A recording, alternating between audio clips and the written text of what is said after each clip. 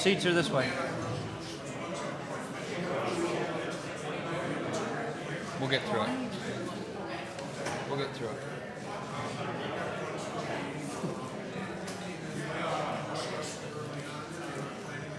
Kids were up here playing on Sunday with me, and I don't know if anybody's microphone's on. My son likes to turn it off on the girls.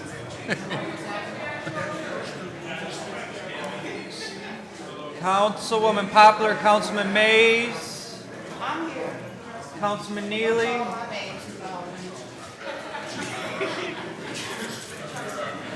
Somebody might get excited. do I have 5? We got 5. All right, you ready? I don't see it. Councilwoman Van Buren.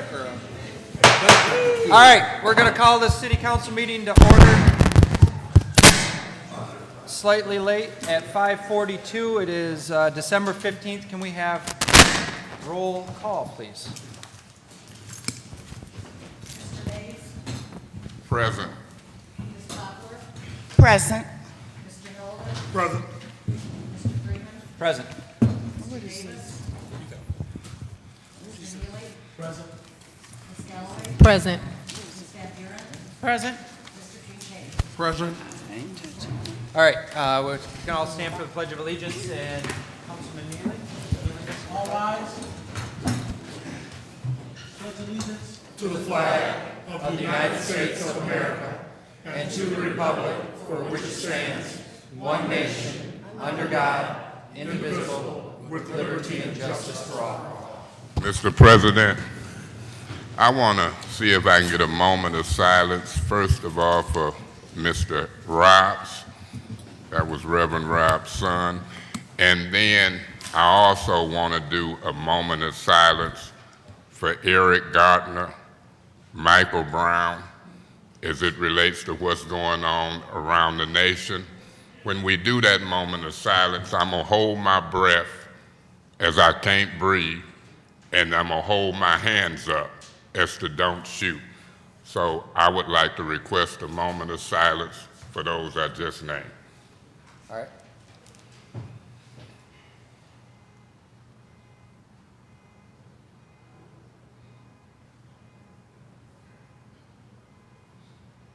Thank you. Thank you. All right, next item on the agenda is the minutes. They were provided in our packet. Is there a motion? So To moved. accept. It's been moved Support. and supported. Is there any discussion on the minutes? Yes. Mr. Janelle. So it's been moved and It's been moved supported. and supported. We're in discussion. I would do a amendment to the motion to move and support. I would amend the motion with correction, and then I would proceed to give the corrections. Microphone. Just a second, Councilman. I don't know. All right, we're just gonna have to work with it as we go through the night. Go ahead. So I would offer an amendment to the motion to accept the minutes with corrections, and then I would point out some of the corrections.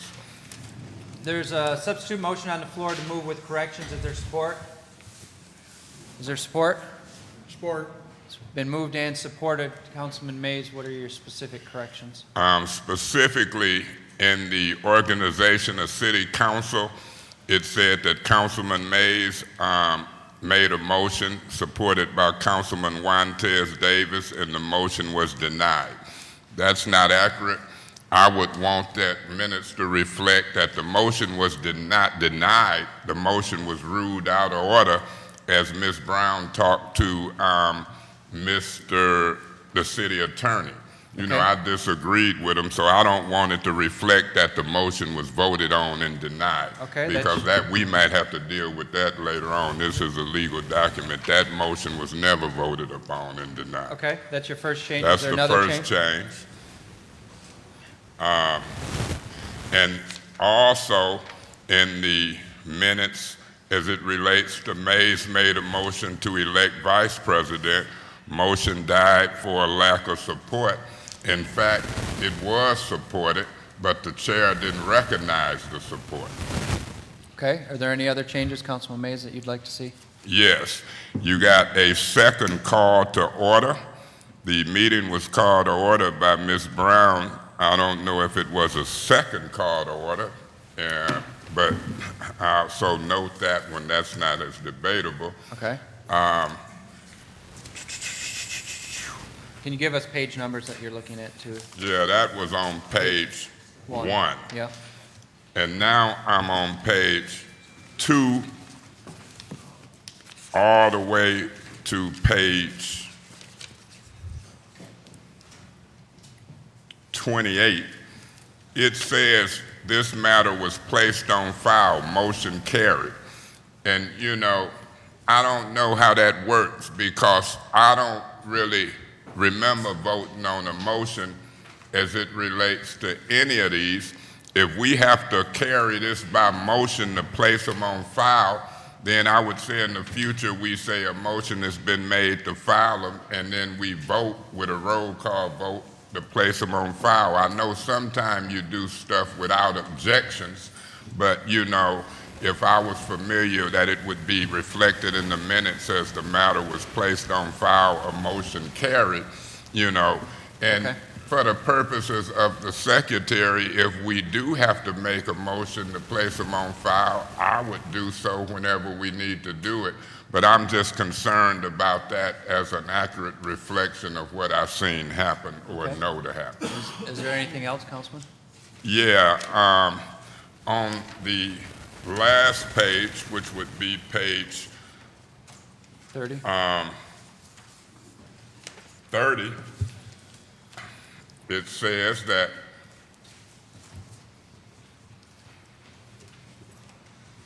motion by Councilperson Neely with support from Councilperson Davis to file a damage claim.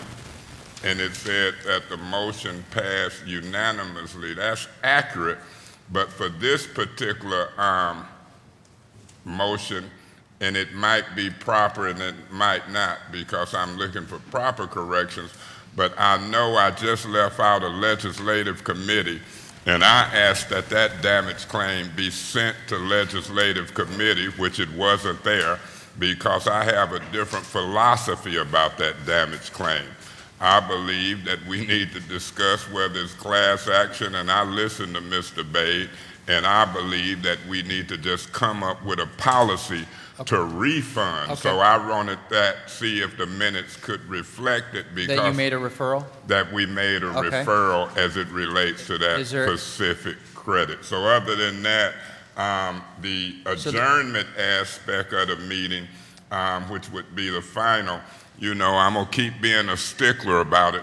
When we adjourn, it should be a proper motion made, I agree. supported, no discussion, and then I won't ask for a roll call vote because people getting up here and bailing out in the middle of business, and I think it's unprofessional. So I want the minutes to reflect who votes for adjournment, who done left early, and who done bailed out. So those are my corrections, and I would actually want a copy when those corrections is made. I don't know how we gonna do the motion carried as it relates to on file, but I think that it's okay if she wanna do that, and I would still make a motion and make it carry so she wouldn't have to go back and change that, but I just didn't believe that it happened that way.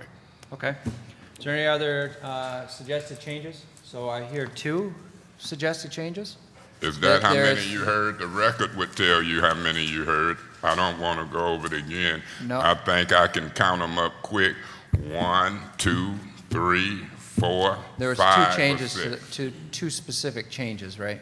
Well, 2 of them had to do with the motion made for president Right. and vice president. One of them had to do with reflecting referral. One of them had to do with motions made and carried. That was Right. multiple ones. So, you know, it was more than 2, but the record would reflect what they Okay. are. Is there any And other- I'm not a stickler. I just want a good record. Are there any other changes? So you want to change how the motion was characterized in the minutes on both of those, correct? You want to change how things are recorded in the minutes for items placed on file, and you would want the minutes to reflect that you made a referral to go to legislative affairs. Is there any other changes? Okay. We need a roll call. Ms. Poplar, Yes. Mr. Holden, Yes. Mr. Freeman, Yes. Mr. Davis, Mr. Neely, Yes. Ms. Galloway, Yes. Ms. Van Buren, Yes. Mr. Kincaid, Yes. Mr. Mays. Yes. Motion carries 9-0.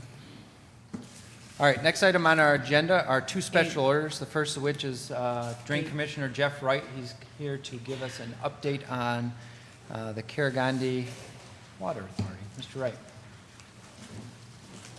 Thanks for being here tonight.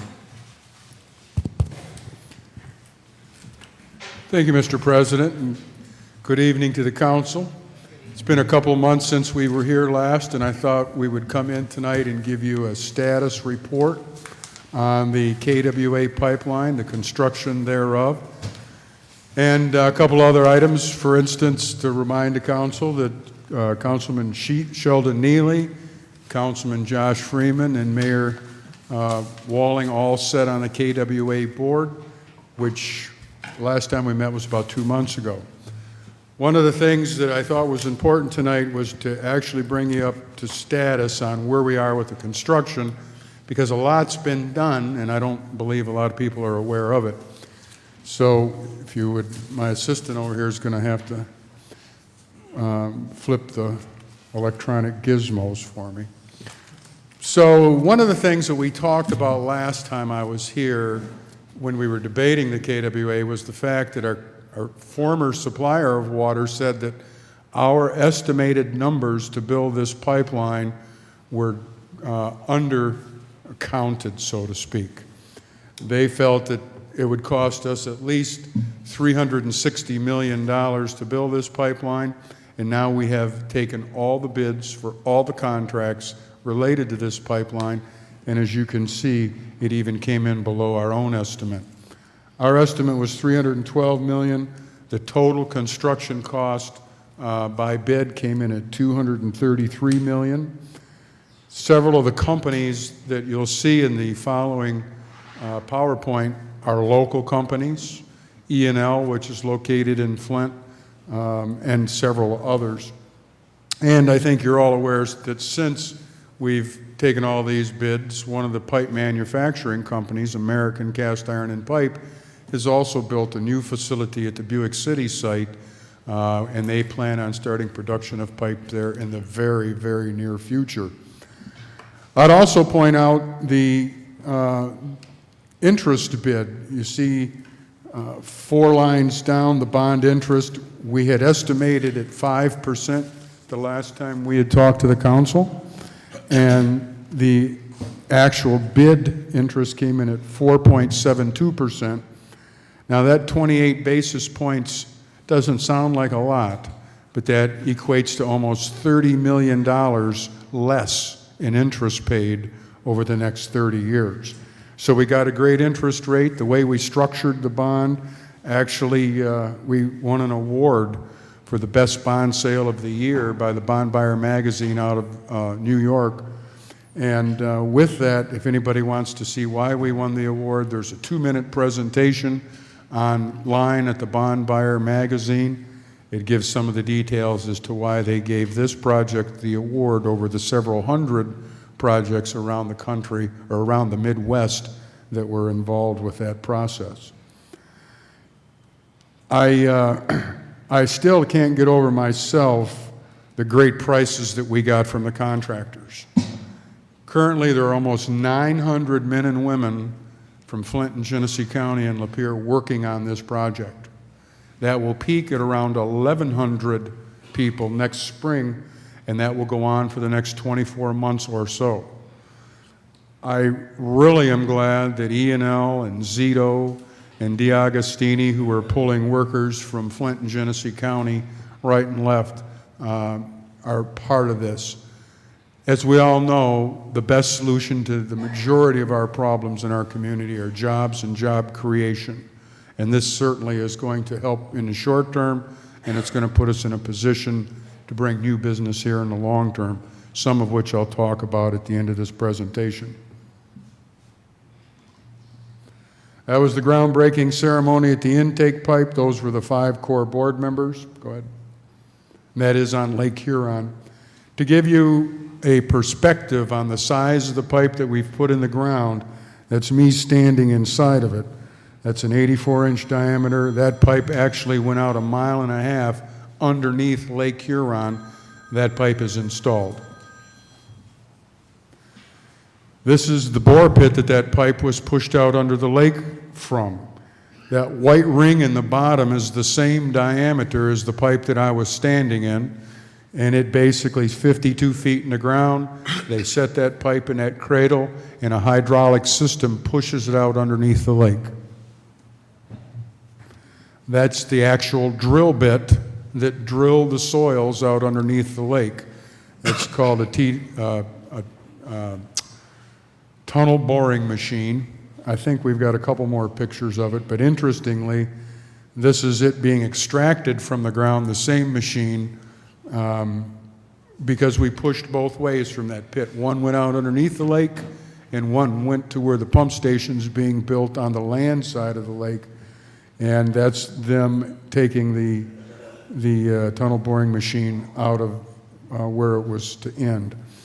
This is go back to that one, please.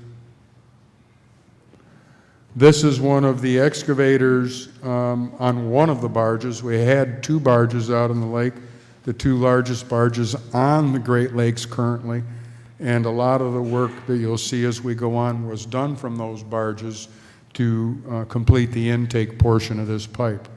That particular excavator has a 100-foot boom on it, which is extremely long for an excavator. And this is some of the equipment they're moving around on the site. Go ahead. This is that same tunnel boring machine being retrieved from the bottom of Lake Huron. There's a barge crew, and you're going to, in a moment here, see a picture of the diver that also assisted in this. But that's the same machine. That's the diver. That's the same machine that you saw being taken up out of the ground. That's where it ended up in Lake Huron, and that's near where the intake pipe will be for all of our drinking water. If I was a younger person, I would certainly consider going to dive school. That young man, whether he's in the water or on that barge, gets $600 an hour to do that work. So if you have young people, encourage them to learn how to do deep sea diving. That's all I can say. Go ahead.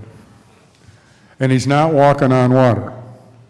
That's the same young man, I believe, and he just happened to get his picture taken just as he was hitting the water, so it does give that illusion.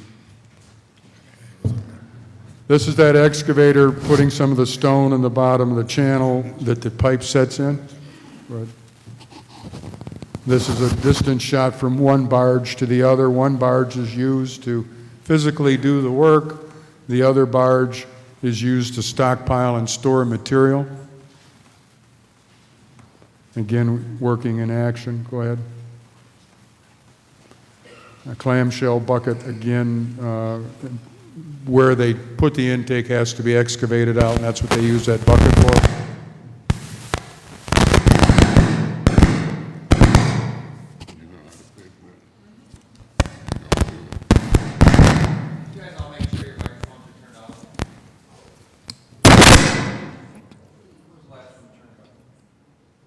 That's my microphone. That's no problem. Go ahead. This is the Lake Pump Station site. That's 52 feet in the ground. Again, that particular pipe is the same pipe that you saw me standing in. And this is where they start the bottom floor of that pump station. And as you can see, they put the steel down, they pour concrete, they wait for it to harden, they put the next phase in and raise this whole thing out of the ground. Go ahead. This was the next phase. Again, they've got the bottom story poured. They're getting ready to set the bar to do the next story. Go ahead. Again, they've done the next story and they're doing the final, looks like the final elevation. There are 52 feet of work that go below that, and that's where all the pumps set that will pump water directly to the City of Flint's water treatment plant. Another shot of that. This is the intermediate. No, this is still the lake pump station, excuse me, another angle. Again, the lake pump station. Some of the contractors and union, building trades union of people that worked on it. Go ahead. This is what they call the cribbing. As you can see that crane sitting next to it, there's a person inside that crane to give you some scale as to the size of that cribbing. It's almost like Lincoln logs. Those logs are 40 feet long by 16 inches thick by 12 inches, well, actually 12 inches wide, 16 inches thick. That wood structure sits over the top of the intake, and it's called cribbing, and it is used to protect that intake from ice, from wandering ships, boats, etc. That sets in the center of the cribbing, that sets over the pipe, and then the cribbing sets over the top of that. That's being set from the barge. This is the intermediate pump station site in Lynn Township. This is excavating to get it started. This is the actual water line pipe that American Cast Iron manufactures being installed at that site. This is another angle of them bringing the concrete out of the, I think this one's about 38 feet in the ground. And again, as the concrete cures, they pour the next level and continue to bring it up out of the ground. Another angle of that. Another angle of that. The interior. Some more work there. This particular pump station is being built by E&L Construction, which is located in Flint, Michigan. Used to be called Erickson Lindstrom. Been around the city of Flint for almost 70 years. This is where we're actually laying some of the pipe. This is the pipe that actually goes to the City of Flint water treatment facility. Another local contractor, Zito Construction, was the low bidder on this one. This is some of the pipe being delivered to the site on Stanley Road. Surveyors. This is one of the manways that are located on top of that pipe where they set valves or blow-off systems, those types of things.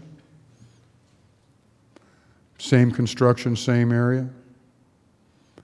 Same construction.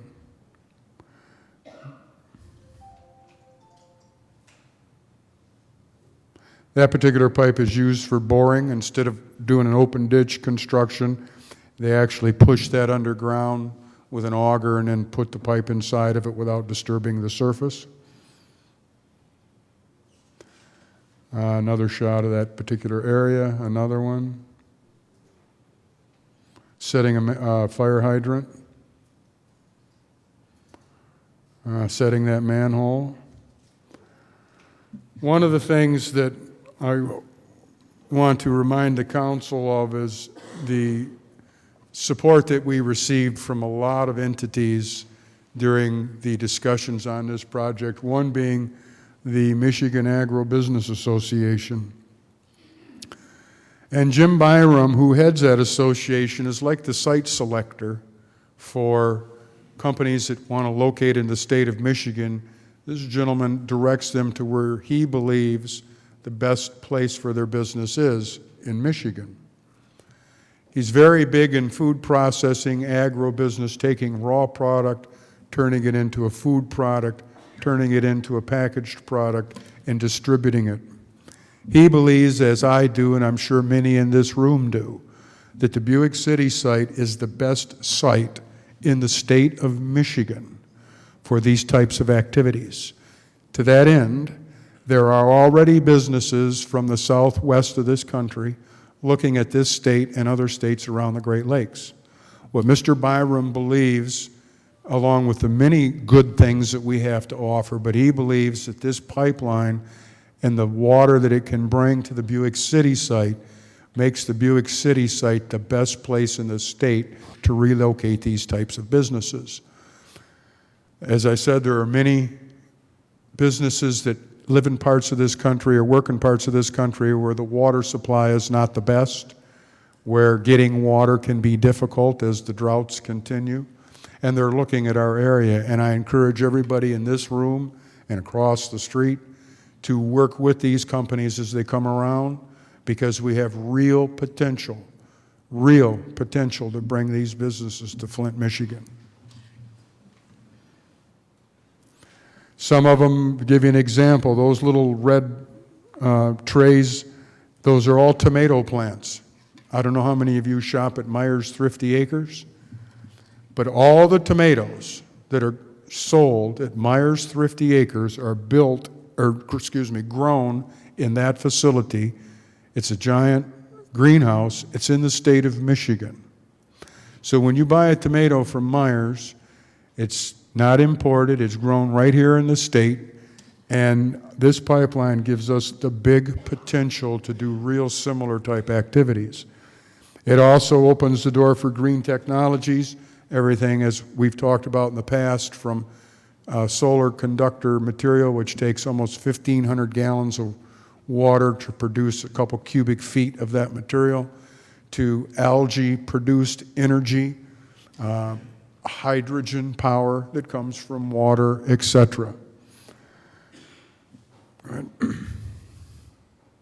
I've already mentioned American Cast Iron. I think that they are going to do great things for Flint. I hope they expand, and what they also do is they show other businesses that, hey, Flint, Michigan's a great place to do work. Between 69, 75, the rail, our educational institutions, the water, the power, and on and on and on. This is a great place to bring your jobs. That's a picture of the new facility that they've built there. Some of the stockpiled pipe that go into this project.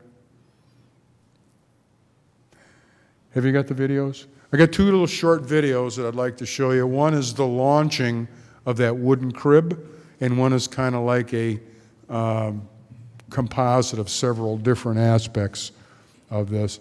This is the crib. They launch it like a boat when it's ready to go. It actually has some audio. I've got it up as far as it will go. I'll move back just a little bit.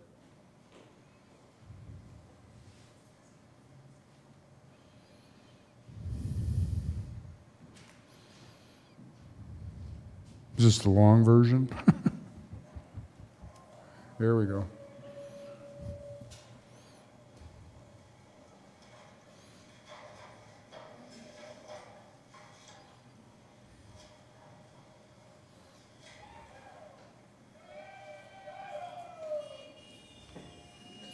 So that will be floated out to the site and lowered on the intake portion. There's two of those. Go ahead and show the other one, would you, Kevin?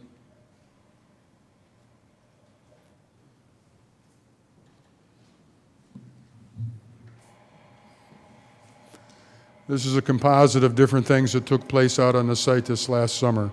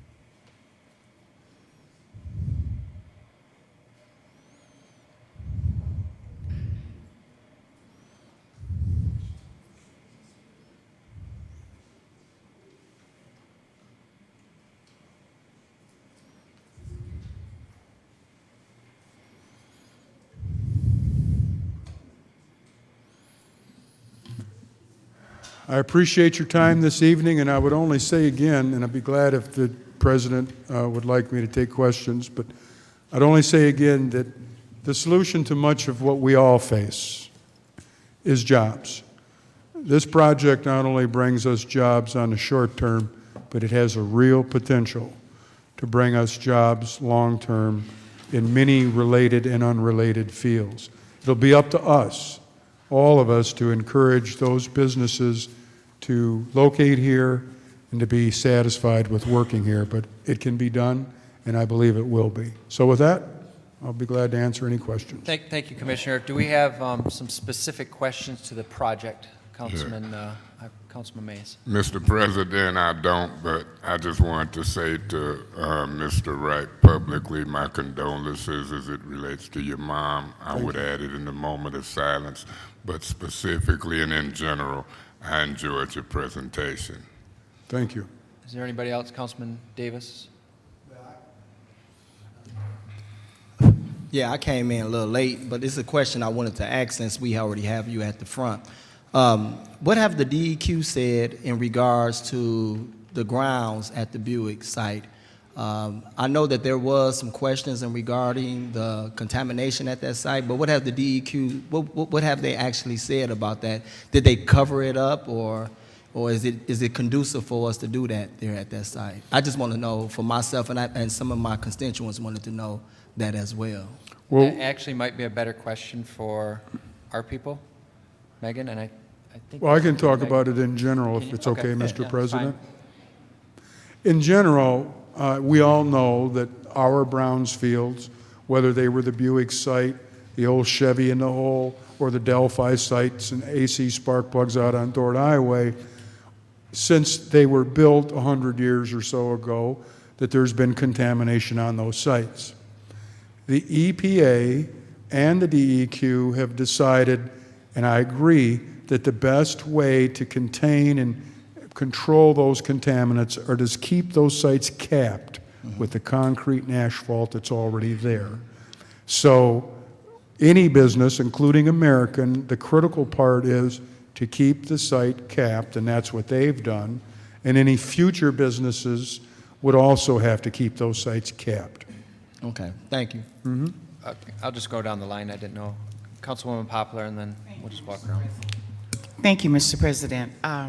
Jeff, I just want to thank you so very much for the vision that you had, along with the county and with the city of Flint, to bring this to light. This is a vision, and Proverbs tells us where there is no vision, the people will perish. I want to also thank you for bringing this presentation, because a lot of us may not be able to get out to the work site to know what is going on, and this presentation was just awesome, and I want to thank you for that.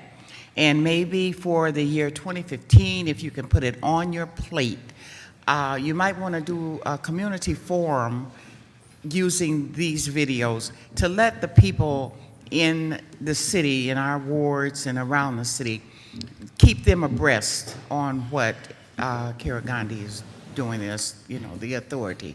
But I just want to thank you and thank the company that went and took the time to look at Buick City, to go to Buick City, put their plant there, and create some jobs for this city. So I tell everybody every day, we're like the inchworm, and we're going to inch along. And this is just a part of that puzzle that's coming together. So I just want to thank you so very much. I thank you, and we will, come spring, be glad, and I think it's appropriate to give some presentations out at the community centers and to our churches, and we'll make sure we get that scheduled in. Councilman Oldham. My sentiments as well. I want to thank you for the leadership moving this project forward. And I can personally attest, I was out on Henderson Road in Stanley when they were putting in a 72-inch pump, or I can't remember exactly what it was. And I got a chance to actually see some residents from this area out there working. They were on excavators.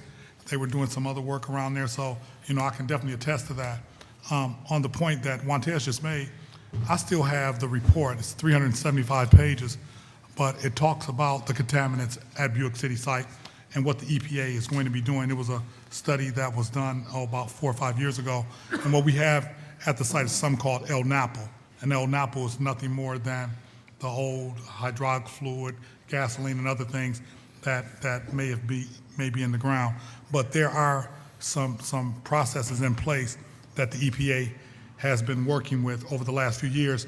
And one of the things that I would implore my colleagues, because I'll be transitioning away, is to reach out to the Racer Trust Group, because they are the people that actually have control of the site. Yes. And they'll be more than willing to come in and give you an update and talk to you about some of the things that are moving forward and possibly some of the potential folks that are interested in the site. So that's one thing that I definitely would suggest to my colleagues, because I won't be here after this month. Thank All you. right, Councilman Neely.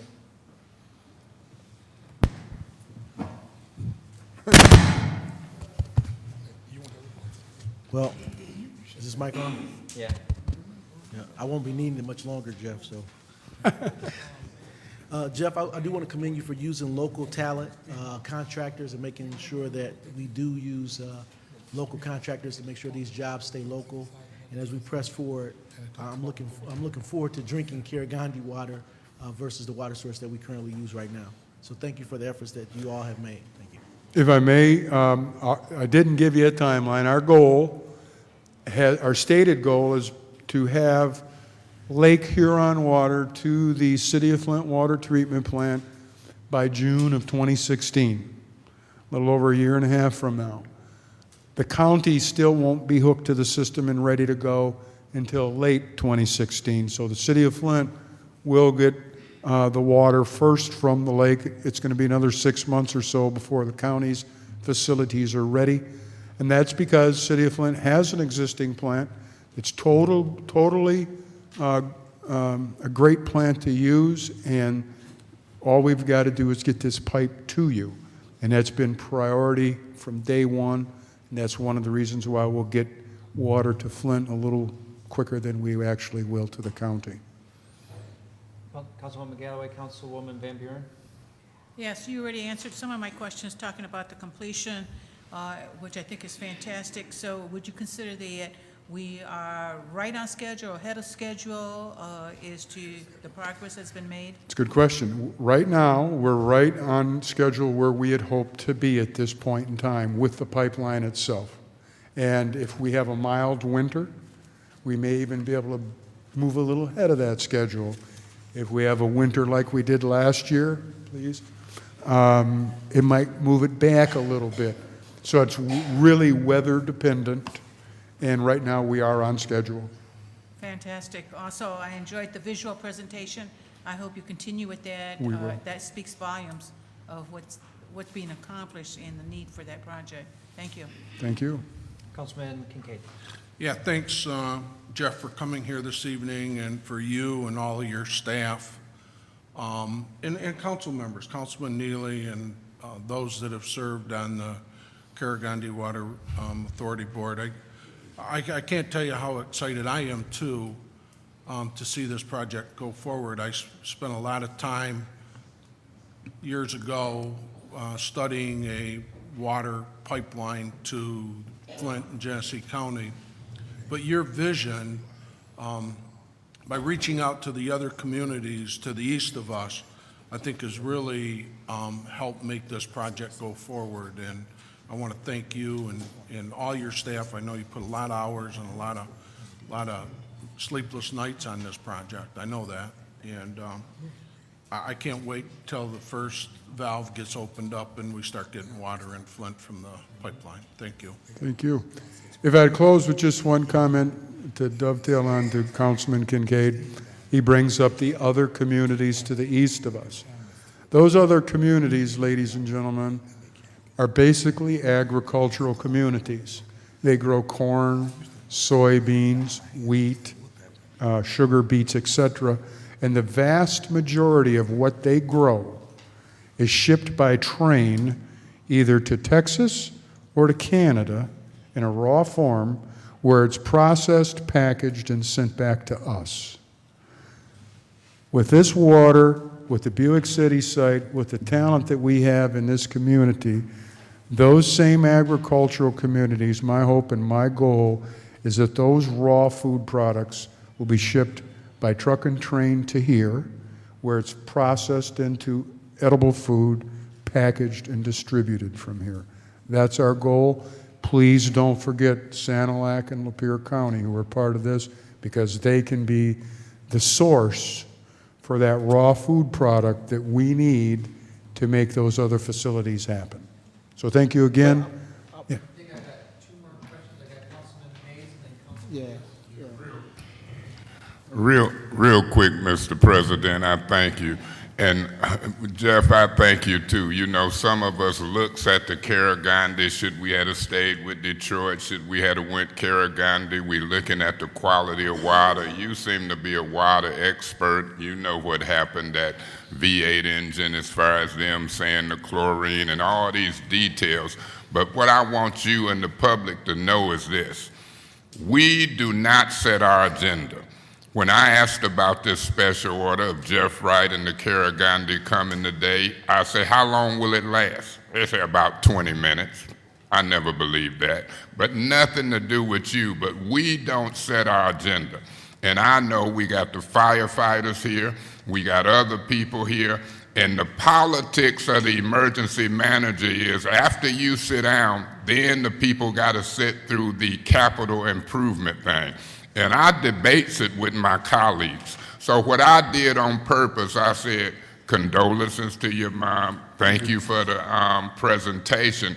And then I just waited to see who would say what, because I'm charged with being the talker of all talkers. So by me saying what I've said now, I've made my point. I do appreciate it. I would ask more questions, but when I see people and knowing that, in my opinion, the emergency manager will take my stuff off the agenda. We had some that would have been on the agenda and it ain't there now. I'll talk about it, but my colleagues and others, if I don't squeeze my talk in, it will be just like the public. It'll be later on in the night. He'll been the wars down with presentations. We can't set our agenda. People will be gone, and my colleagues will not let me communicate. So I got tricky here, Jeff, to talk to the people. Thank you for the presentation. There's many detailed questions that I would love to ask. Maybe you can come back to Public Works Committee, and they can put you on Public Works Committee rather than in the big arena, and we can get into the details of the Carragandi. So I politic them, and I say thank you again. And I ask you, Mr. President, can we get him to Public Works Committee where I can get into some of the details? I'm just not going to do it here on the floor. Sure, we can make that referral that we have this on for next year. Councilman Davis. Okay. Well, I'm going to ask you some questions that I think the public is really concerned about. We know when we went into this Carragandi deal, we went in with a $300 million bond. We also know that right now Flint only owns 34% of it and the county owns 66% of it. How much is that bond right now as we speak? But also, I want you to clarify or confirm that if Flint is not able to afford that 34% of that bond, then the county would intercept it so that Flint would not go into default. So those are two questions. Am I right about the last question that I just made? And I also want to know, for the public, how much is that bond right now so that we'll know where we at and where is Flint will be able to be at if we're not able to afford that 34% of that bond? As the very first slide showed you, the total of all the construction, it wasn't the 300+ million. It ended up being a little over 233 million.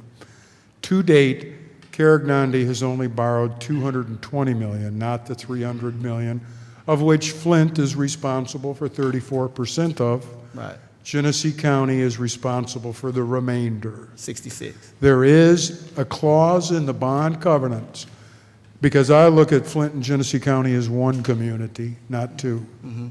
There's a clause in the bond covenants that says if Flint cannot make its bond payment, that my office, the Water and Waste Services Division, will. And you will own 100% of it, and Flint loses their little portion, which at once upon a time, we owned 100% of it.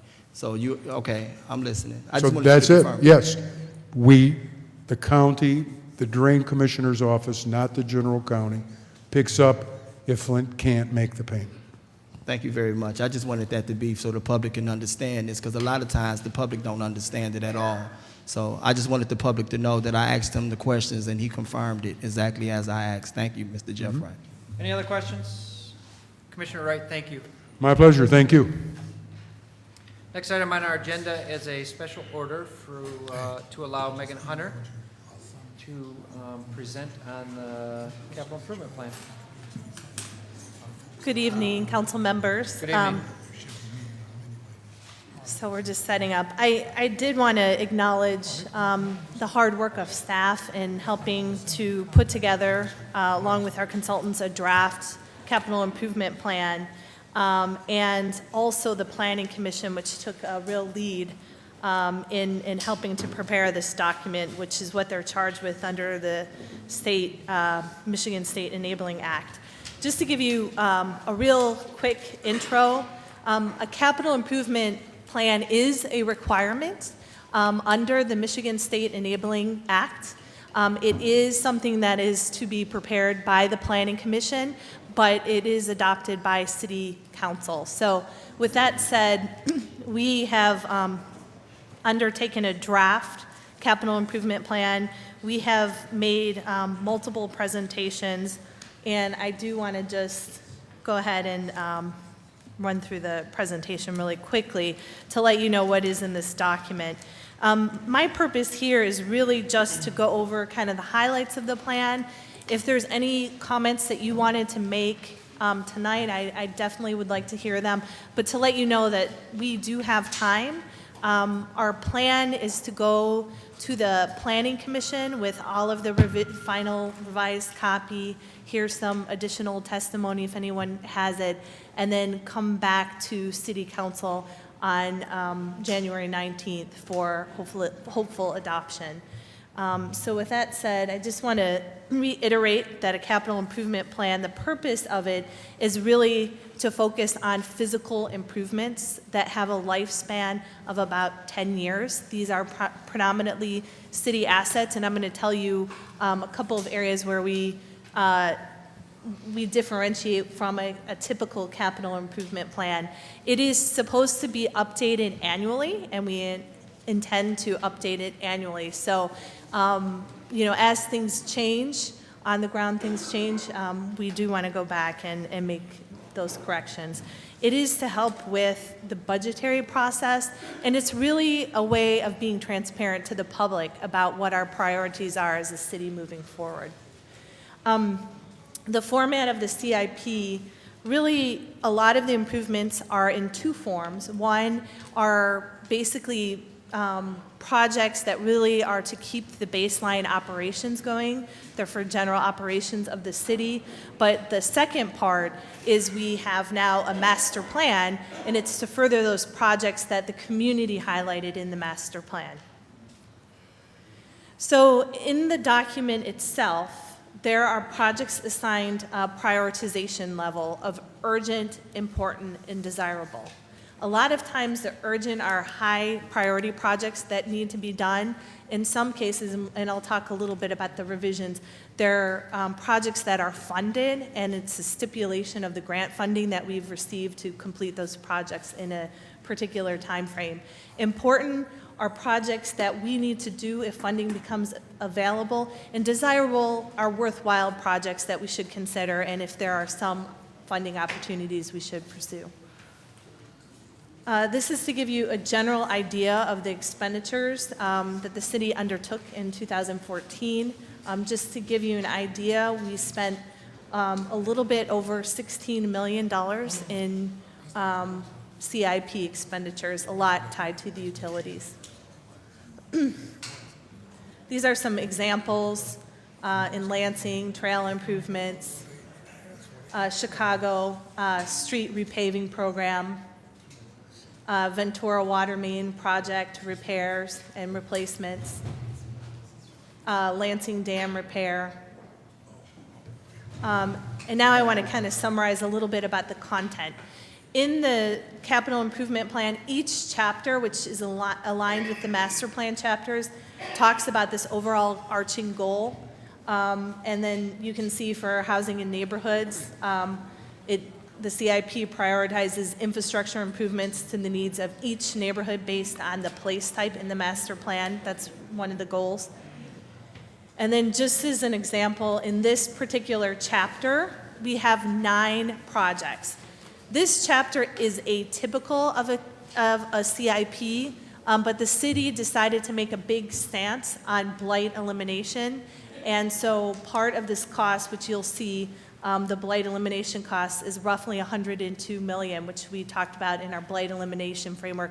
Most of that is demolition. That's not typically part of a CIP plan, but we thought it was, it aligned itself with the intent of the master plan, where community residents really prioritize that this is something the city should undertake. And then an additional, we have $5 million under the improving neighborhoods category, which talks about things like LED conversion.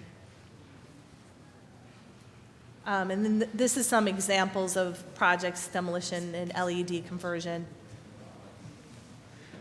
Transportation and mobility, I don't really want to go over each goal, but to know that we're looking to right-size our infrastructure and also to really focus on multimodal, both pedestrian, bicycle, transit connections.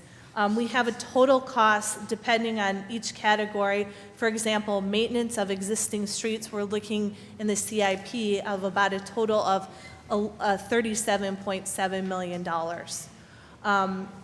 The pedestrian network, which is mostly sidewalk repair, we estimate at about $40 million. So you can see some of the breakdowns in the cost. But I did want to explain, for example, in that maintenance of existing roads, the $37.7 million, we actually already have projects in there that are listed that are already funded.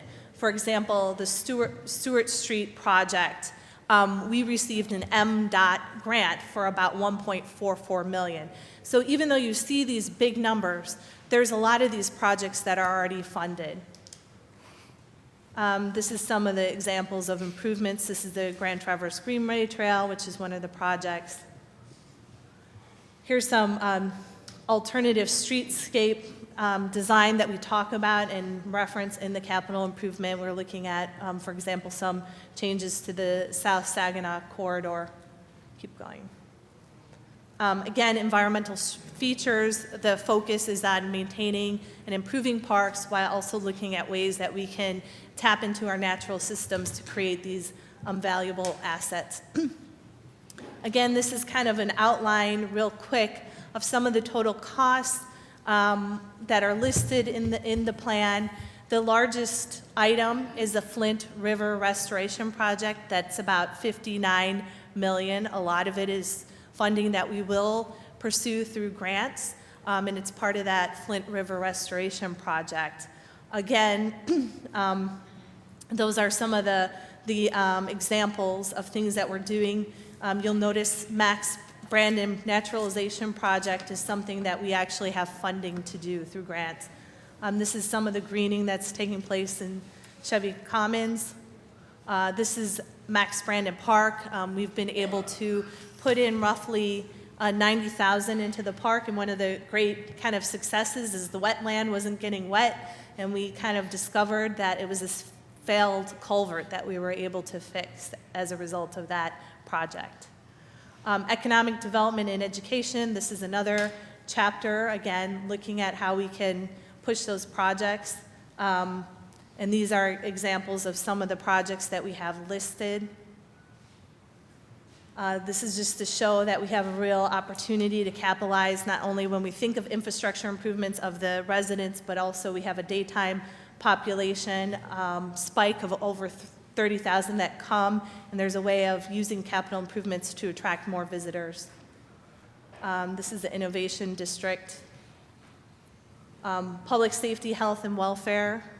Again, we know that we need to pay attention to those capital assets to make the city safer in terms of the police department, fire department, and also our community centers. We list a total of 22 projects, a variety of things from looking at community center upgrades like improvements to Burston to things like repairing the roof at the police station. This is an example of some of the work that the city already did to Burston, roughly about $100,000 in improvements through our CDBG allocation. Again, some of the work that needs to be done, or the police mini station, which was built at Kettering, and investment in police mini stations is another thing that we look at. The big one is infrastructure and community facilities. You can see it includes our sanitation sewers, our storm sewers, our water distribution, and our dams. Obviously, the largest number of improvements fall, this is the high end of where most of our capital infrastructure upgrades need to take place. You can look at some of these numbers. Just in the water department, buildings and facilities, we need about roughly $90 million in upgrades. Some of these upgrades have already taken place, and we're looking at the list to make sure that all of those are still current projects. These are just examples of some things that we have to do. You can go through this. One thing I did want to just briefly highlight, and then I can take some questions, are what comments we received and how we're addressing them which will be a second revision. In terms of general comments, we have discovered that the city's been pretty efficient, especially in utilities, in carrying through some of these projects. So there are projects on the list that will be removed because they've either been completed or are under construction and will be completed soon. We recognize that in the list, CIP list, there's a column called non-city funds. And really that column is really meant to represent grants. But since we weren't really sure if we had grants in hand, a lot of times you'll see a 0. But instead of putting a 0, we want to show to be determined, because we plan on going after grants as much as possible. Another thing that actually Councilwoman Van Buren brought up that we thought was a really good idea is where we have urgent. Sometimes it's not that the project is necessarily urgent, but we've received a grant and we are committed through that grant to complete the project within that time frame. So we're looking at adding a column that says urgent required, or required, to show grant-funded projects. We want to include a summary for each chapter of the overall impact, the overall total cost, so people can get a snapshot real quick. Some of the improvements and some of the numbers are really high because they have a 20-year time horizon, but the plan is only supposed to have a 6-year time horizon. So we're going to change those projects to reflect 6 years and then put a narrative in the sections about the 20-year upgrades overall. And then just in the memo, these are a little bit more kind of nuanced comments, but we have a few comments about changes to the intro and overview to explain to people. We had a lot of questions, why can't the city bond? Well, in this section, we would explain why we have bonding capacity limitations. Infrastructure and community facilities. A lot of people wanted to see an annual performance review, so we're going to put that as a listed project, and some narrative about common sources of funding. Economic development, just a little bit more clarity about how these are economic development infrastructure projects. So we also need to add the Oak Business Center and talk a little bit about our interaction with Flint Community Schools. Public safety, welfare, we're going to put more projects related to the community centers, and I know we've been calling to get some more projects, and then also about the mini stations.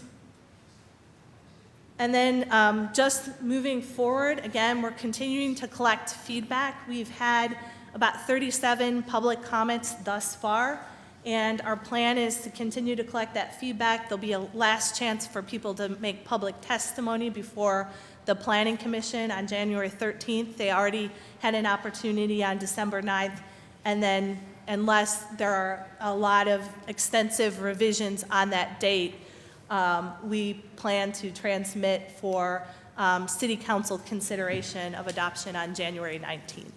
So that's a summary of some of the revisions that we're currently undertaking and a little bit of the plan itself. Thank you, Megan. Are there any questions specific to the capital improvement plan from council? Yes. Any specific questions to capital improvement? I wanna Councilman ask Davis? one. Megan, can you please give a synopsis? You spoke about it on the bullet points, but can you give a little synopsis of what you meant by Flint River restoration? Yeah, there is and it's also in the master plan. The city in 2010 undertook a vision, which is called the Flint River Restoration Plan, which looks at all the improvements, and it actually takes a more comprehensive look at some of them that are tied into the actual utility needs to keeping that system, because of course the Flint River, even when we have KWA, will be our backup water source. So it takes into consideration the utility needs and marries them with the community needs of beautifying and making the river more accessible. And so through that process, there's this great plan that the community is really supporting, where it is our hope to work with community groups to help raise the funds that can make those improvements. And an example is Hamilton Dam. The city, that's a critical dam, it's near to failure. The city is has to, just to keep it from breaking, has to invest roughly $1 million into it. Just to put sheet metal piling, nothing attractive, very ugly. But by partnering with another community organization and doing some grant fundraising, we can actually create a beautiful cascade. So Right. we're looking at those types of improvements. One more. We know that each municipality has to have a backup system, and Flint does have a backup system, will be the Flint River, am I correct? In that restoration of the Flint River, are we talking about bringing the quality of it up as well? Because that it will be our backup system. Yeah, I mean, part of the overall restoration plan does consider quality, and a lot of the improvements would help with water flow, and we've done it, we've worked with the Flint River Watershed Coalition, which is very much concerned about the health of the river in developing that plan. Josh, Councilman? just one point. I'm hoping moving forward, we will look at possibly reopening Lee Street and fixing that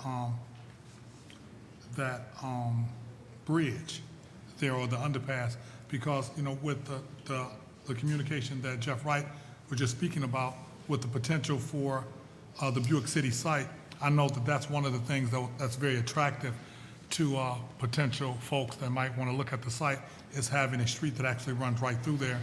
And I think that's something that we definitely need to look at. And I know it's a very large undertaking in order to do it, but I'm hoping that moving forward, that's something that can definitely be on the radar. Yeah, and it's actually in the plan, so I'm glad you brought that up. All right, anyone else? Thank you, Megan. Thank you. Mr. President, Specific to the plan? Mr. President, Mr. Mays? yeah, I'm very familiar with the capital improvement plan. I sit in at the presentation at Joy Tabernacle. I sit in the Planning Commission presentation, and I sit in on our committee meeting, and I got that presentation. This would be the fourth presentation that Councilman Mays has seen, and I wanted to say that for the record to the public when they see me take care of the business. We've seen this. My question to you and to Megan is, this presentation of the draft here part of the formal necessary procedure, and is there any action that we have to take as of today, or is it just the presentation and then it goes back to the Planning Commission and at a later date it'll come back to us? Would that be correct? Yes, on January 19th, hopefully. Right, so January the 19th, We don't expect this draft to change, do we? We will change it per the revisions I went over in the memo that you have, but other than that, unless we receive additional feedback and directed by the Planning Commission. And those my are the changes. reason for asking that, Mr. President, is because if we can do the necessary presentation, say in Public Works, I echo the same concern I have as it relates to our main meetings. The emergency manager, whoever initiates this stuff, they puts it on our main agenda. And you know, Mr. President, I have no specific questions to Megan, but before you leave the special order aspect of the agenda, I hope you'll indulge me in one specific question I have for you. Okay. Thank you. Anybody else? Thank you, Megan. Appreciate the presentation. Mr. President. Yes, sir. Okay, before we leave the special order aspect of the agenda, I had a special order, and I have it in writing, and it was to be placed on this December 15th agenda, and I don't see it. It was a special order that I asked the mayor to be here, and I know 7 council people was with me over at Antioch. I asked the city attorney to be here, and I have in writing that Mr. Early gave me his word because he wouldn't allow us to have a special council meeting as it relates to voting the emergency manager out before 18 months or after 18 months. And I've yet to hear from the mayor because with 6 council votes and the mayor, we can return our city to democracy just as you see what's happening in Detroit. We have a deficit elimination plan in place. We have a path for sustainability, and we're ready to roll, and we can run our city. And so what I'm looking at is somebody fooled me. They told me in writing that my special order to discuss that 18 months would be on this agenda. I see 2 special orders. One was the Karagandhi. One was the Capital Improvement Fund, and the one that Eric Mays was promised in writing, I ain't heard not a reason why it's on here. Is that a misprint? Your question is it a misprint? Yeah, I mean, It's not. before we leave special order, I'm looking for the one that I got in writing that would be on there. Do you Sure. know anything Sure. about it? Yeah, we're not going to dwell on it. It is not there. The emergency manager has taken it off the agenda. And if you need a specific reason as to why he took it off the agenda, you would have to take that up with the emergency When manager. did we find out it was taken off the agenda? Whenever you got the email from me. And when I got the email from you, as a matter of fact, I first heard about it from Miss Van Buren, and she called my attention to the email. Okay. I don't know if you have my email address. You might have the emails at cityofflint.com, but you know, based upon what I do, my other email address I want you to get, which is emails150 at gmail.com, because if it had not been for Miss Van Buren, I wouldn't have seen your email. And your email said that this is what your email said. It said that you heard that from him, but that you was going to have a meeting with him. I did. And I'm concerned about what happened in that meeting, why something that he promised me in writing ain't on the agenda. And you knew that you got my phone number, and you could have called me and told me, because it was 7 council members at Antioch. You and Mr. Kincaid wasn't there. Those 7 council members with Reverend Bullock, we said we wanted a special meeting. He said, I'm not going to grant a special meeting, but I'll put it on the December 15th. Councilman, I'm fully aware of what your desire was. Let me say this, and I'm- I'll we're be not- quiet, we're not- if I may. we're not gonna go If I any- may, we're Mr. not gonna go President, over let me be any quiet. further. Let me say this and be quiet, because Councilman, if we're- I have we're to not do civil Councilman Mays. disobedience just to talk about We can getting do our that. democracy back, and the leadership not communicating with 7 council members, now, Councilman, I'm not the only council Councilman, I'm gonna member rule you out that of was order. at that meeting at Antioch. And if you continue on, Well, after being ruled out of order, I'm going to Well, ask if my council members ask- sit here who was at I'm gonna Antioch and ask allow you me to to be be ruled removed. out of order, and you and Scott was the only one who wasn't there, then shame on them. Councilman, that's your last warning. We're not going over this anymore. Mr. President, I challenge the decision of the chair under Robert's rules. I've ruled you out of order. And I'm challenging your We're rule. gonna- We we're in gonna special move- order, and I got a question, so We're- I challenge we're the going- decision of the chair when I fight for our democracy. We're You gonna- can rule me out of order, Right. but under Robert's rules, what happens when I challenge your ruling? Councilman, rather than pushing this forward. You should have just let me finish talking. So Rather you than rule put- me out of order, I Rather- challenge the decision of the Rather than chair. continuing with this and getting to a point where you're going to be removed, why don't we just Oh, you move know on? I'm gonna be removed? If we continue on down this path, yes. And when I be removed, that means I'm gonna be removed by who? The police? Because I Coun- say under Councilman- Robert's rules, I Councilman, challenge the you're- decision you're of the chair. disrupting the What orderly do my conduct of colleagues this say meeting. who was at Antioch? And are unreasonably causing a disturbance. If you continue on after this last warning, I'm going to ask that the police remove you from the meeting. We're going to move on with the agenda. I will briefly say that the emergency manager took the request off the, Councilman, I haven't recognized you. We're not going to keep going down the path. The emergency manager did take your request off the agenda after telling me that it would be on the agenda, and he said that it will be on the agenda in January, that he would continue that discussion then. The next thing that we've got on the agenda are petitions and unofficial communications and communications from other city officials. Is there a motion to place that on file? So moved. It's been moved and supported. Is there any discussion? Yeah, Mr. President. Mr. President, the Mr. Vice- unofficial or petitions or communications would include the communications about putting that on the agenda? If And that's- your communication to me, would that also be included in these? If And that's if in- not, I would move that it do be, because I'm finna build up a record. That's fine. We can So is we it, can do will that. you make sure that that's I will in make there? sure that that's in there. I want the communication from him saying it could be a meeting to discuss that, and I want a communication from you saying Gotcha. that you had got the word, We'll make- because I We'll make smell sure a that that's rat. included. Any other discussion? Can we have roll call on that, please? Mr. Golden? Yes. Mr. Freeman? Yes. Mr. Davis? Yes. Mr. Neely? Yes. Ms. Galloway? Yes. Ms. Van Buren? Yes. Mr. Kincaid? Yes. Mr. Mays? Yes. Ms. Potter? Yes. Motion carries 9-0. Next item on our agenda are council committee reports. First one we have up is Councilwoman Van Buren, who is chair of our Public Safety Committee. Do you have anything to report? Yes, we had a Public Safety Committee meeting on November the 20th. At that time, the fire department stated they're in the final phase of hiring additional firefighters. They're looking at least 4 more positions. They're waiting for the final list from the Human Resource Office, and the fire chief will make the final decision on that.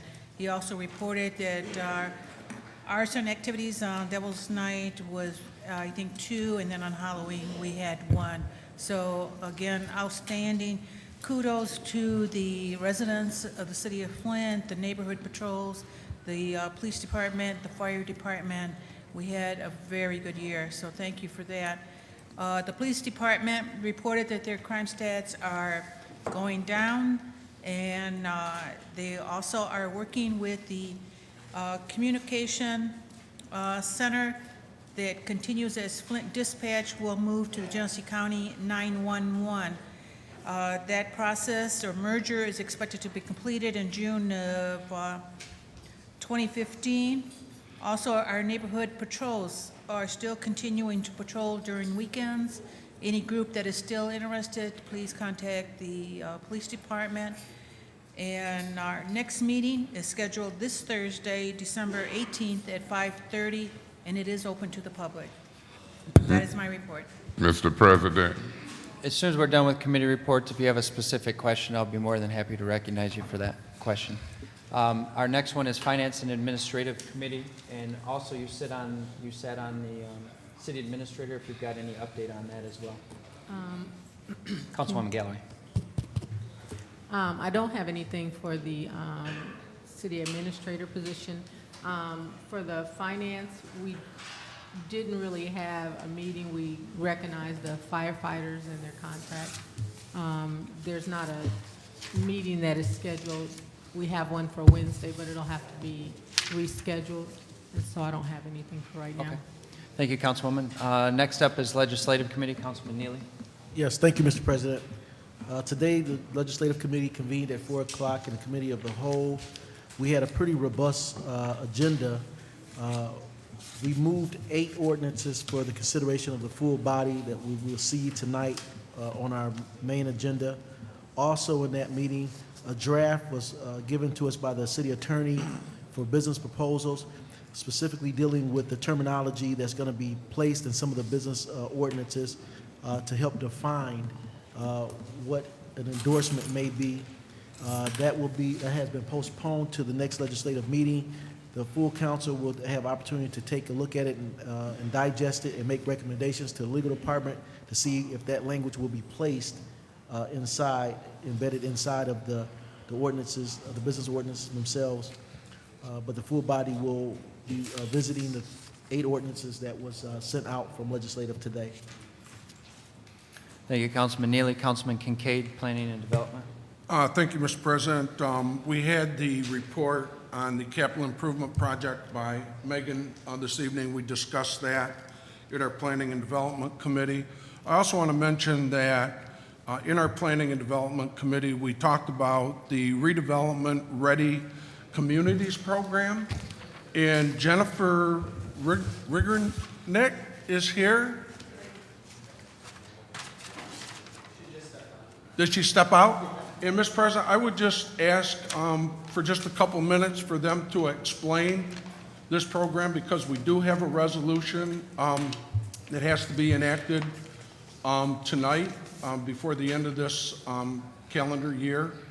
And if you would like to explain this program briefly so that my colleagues know what the program is, so that when we add this resolution on later on in the agenda, they will know. The reason that the resolution isn't on the regular agenda is my fault. I did not get the opportunity to get it through the system and down to the emergency manager in time to get it on the agenda. I apologize for that. But this resolution is very important, and we need to move forward on it this evening. So, good evening, Jennifer. If you wouldn't mind just a couple of minutes for my colleagues to talk about the MEDC Redevelopment Ready Communities project that we want to participate in. And I explained to them that we have a resolution that we're going to be voting on later on this evening. Okay, thank you. Sorry, I ran to the restroom at the wrong moment. Good evening. I'm Jennifer Rigtrink with the Michigan Economic Development Corporation, and I oversee the Redevelopment Ready Communities Program. It's a statewide technical assistance program focused really on good planning, zoning, development policies, and practices. Last year in January, the city applied to an open application round to be a part of the program. It was a competitive application round. And I'm pleased to tell you that Flint was our top scoring application. And that was because of the master planning process you just went through. Now following that up with your capital improvements plans. These are great things that set communities apart when you're doing proper planning and zoning to attract investment and economic development opportunities.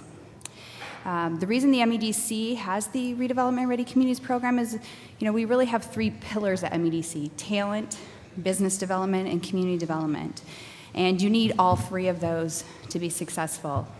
We need thriving, vibrant communities where talent wants to be, because businesses cannot expand and locate in places where talented workers of all ages want to be. And so really at the core of that, the foundation is communities. And it's really telling the story about things communities are already doing, great things. The MEDC wants to help tell that story across the country and across the world on why businesses should locate and invest in Michigan. We have a set of 6 best practices. Council member Van Buren attended our Redevelopment Ready Communities training. We held a 2-day training here in Flint, October 1st and 2nd. We had a couple of planning commissioners and also some staff that attended. So I commend those for attending to get involved and understand what this process is.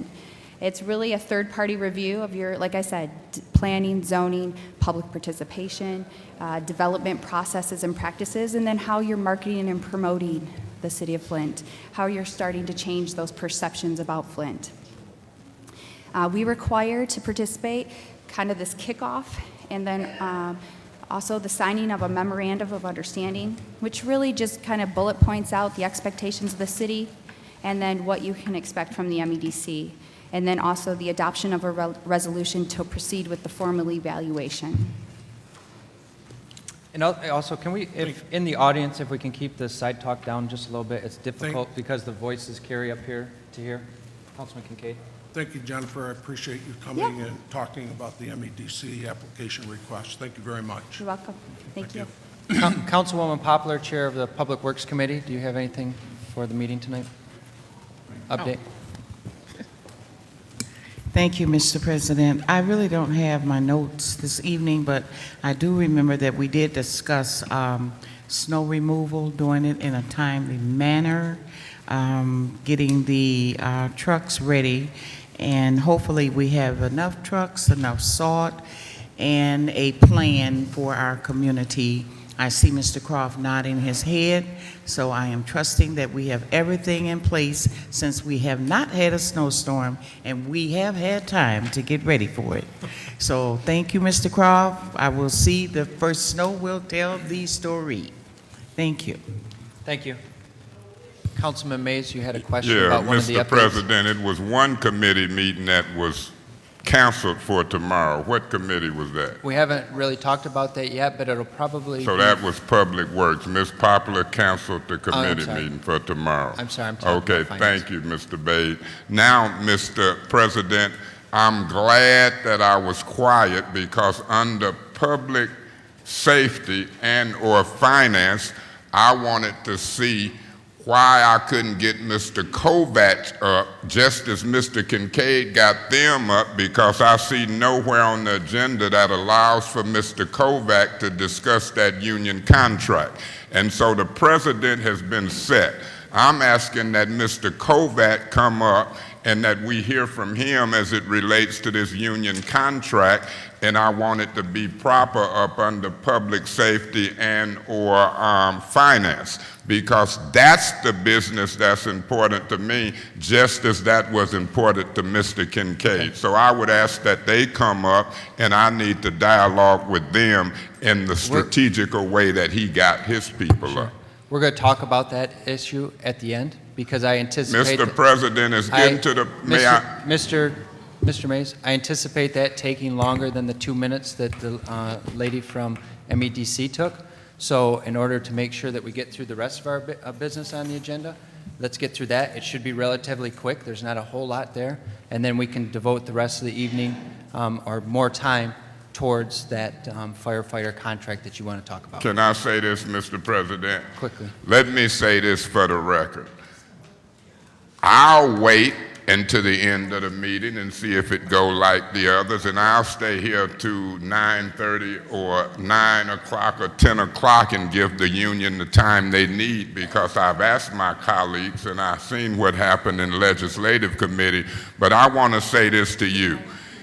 If you keep challenging me on discrimination and different treatment as I sit on my seat, and no matter what my colleagues do or don't say when I make a proper motion under Robert's rules, then you gonna get what you looking for in this public arena about threatening me when I act proper under Robert's rules to challenge the chair, and you gonna get what you want. We gonna make headlines with you ordering police out. So I'm asking you, under Robert's rules, When I say I appeal the decision of the chair, and if my colleagues want to sit and let you treat me differently and treat Mr. Kincaid differently, and y'all be meeting with people and doing stuff that we don't know about, then you're going to get what you're looking for, and that'll be my last warning, demanding that you don't discriminate against me in these public meetings when I use proper parliamentary procedure as it relates to what you're doing. So I listened to you. I was quiet. Now I'm making the record clear.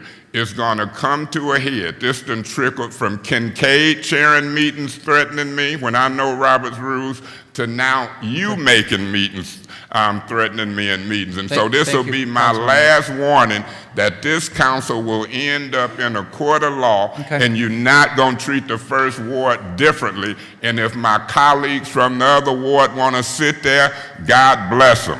Thank you, Councilman Mays. We're going to go on to the next portion of our agenda, which is appointments. And the first appointment that we have is 140914, which is an appointment to the Zoning Board of Appeals for the First Ward. Councilman Mays.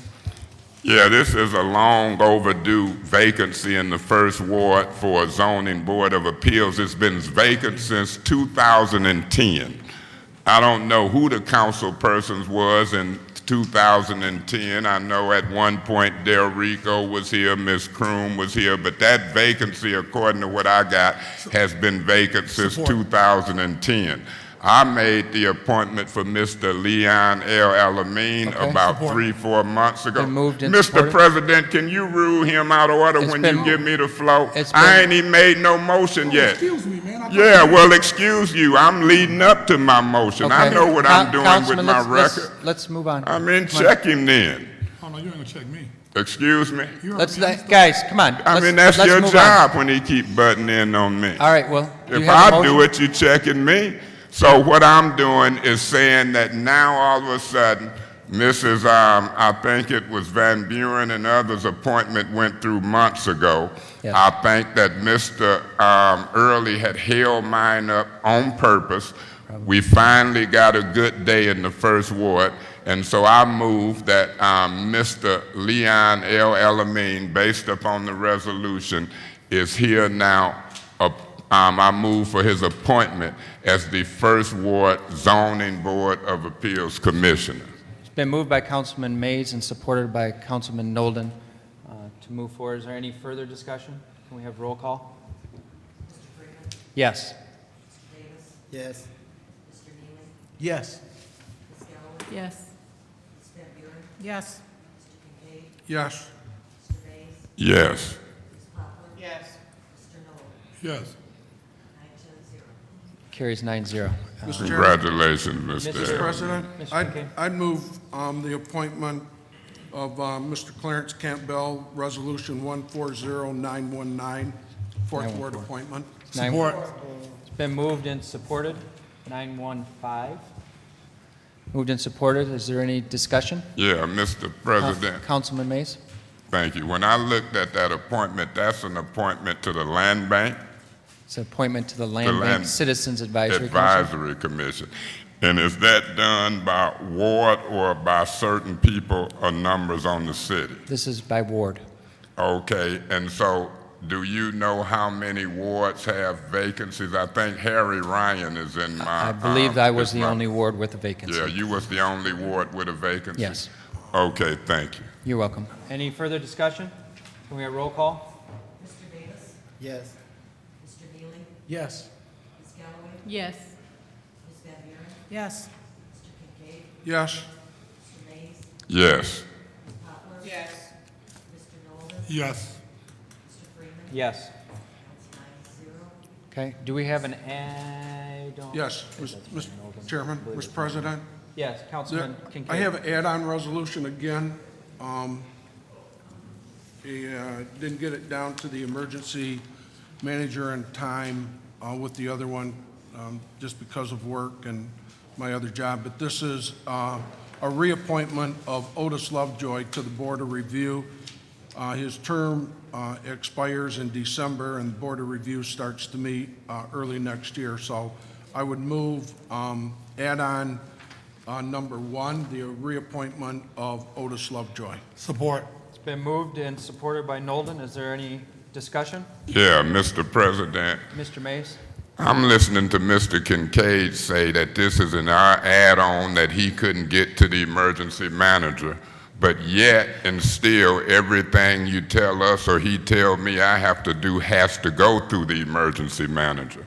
And now this one has to do with him. He got enough nerve to bring it and ain't ran it past the emergency manager. And so I'm concerned about that. Okay. I mean, I don't understand all of these rules and different treatment and how he gets nerve to do one thing without the emergency manager, but something as simple as talking in a meeting, he's scared to let us talk without the approval of the emergency manager. It's clear to me that all appointments came through the emergency manager. It's clear to me that the emergency manager put people on our agenda and he had people come to the mic. Is this another one that y'all know about or a different way of doing business? Yeah, Ms. Galloway, you can hold it up. I know about the add-on. That's why I'm glad to see if we're going to go back to the structure of special affairs, because add-ons came in special affairs, and Mr. President, you have a history of saying you don't like add-ons. So that's your history over the years. You didn't like add-ons. I've been around a long time. So my question to you, Mr. Kincaid and Mr. Freeman, and to my colleagues, if it's so scary to do something without the approval of the emergency manager, y'all have led me to believe, why is this so urgent? I might not vote for it, I might vote for it, I might abstain, but I want to hear what's the urgency of doing this tonight and setting this precedent in my mind versus running it through the proper channels, and who got the nerve to do an add-on? Councilman Mays, it's going to open up a whole can of worms. I can respond to your question. When our agenda was set, Councilman Kincaid had gotten with me about putting that on the agenda, this Board of Review, and when I talked with the emergency manager today, and I believe you were there, I asked if it would be all right to put this on the agenda, and he said that it wouldn't be an issue. So that's how it got on the agenda. It was just So this is an appointment of Mr. Kincaid's to somebody to the Board of Review? It's a reappointment. It's a reappointment to the Board of Review. And is it a time frame in there that has to be met tonight? I don't think so. Yes. It is. Yeah. His appointment expires December 31st. And, Mr. President, I don't mean to cut you off. Well, you did. Mr. President, most appointments, if it expires, they continue to serve until there's another appointment. So most appointments that I know, if your term expires, that don't mean you can't serve. That means you can continue to serve until that appointment is made. Do you or Mr. Kincaid know if that's one of these type of appointments? I do not. Do you have any further questions? Yeah, I want to know through you to Mr. Kincaid if he know, because I'm not going to be tricked like it's urgent. Do you have any other questions? Mr. President? Can I get the answer to that question as I decide my vote? I'm going to answer the one question that I think is important to everybody. If you look at the resolution, Mr. Early signed it on Friday. Right. And the agenda was done on Friday. Right. And there was no sense in going back and have our staff redo the whole agenda for one appointment that expires December 31st of this year. And so my request was to be responsible and make sure that this appointment was completed before it expired, and it is here this evening, and if you don't want to vote for it, Mr. Mays, you don't have to. All right, we're done, unless you have another specific question about this appointment. Call the question, Mr. President, I had the right to know the history of that. Now, he didn't have the floor to call for the question. You said if it was a specific question, I could ask it. This is getting ridiculous. I got the right to know the history of a resolution before I vote on it. Councilman Mays, I'm going to rule you out of order. And I'm going to appeal the decision of the chair. But right now, we've got a motion on the floor to call the question. Is there support to call the question? There is no support to call the question on that motion? Mr. President. Councilman Mays? All I wanted to know was the history. And because Mr. Kincaid don't want me to question him as to the history, he done butted in, been out of order, and not once did you say he was out of order. Let me say this as I get ready to call for the vote.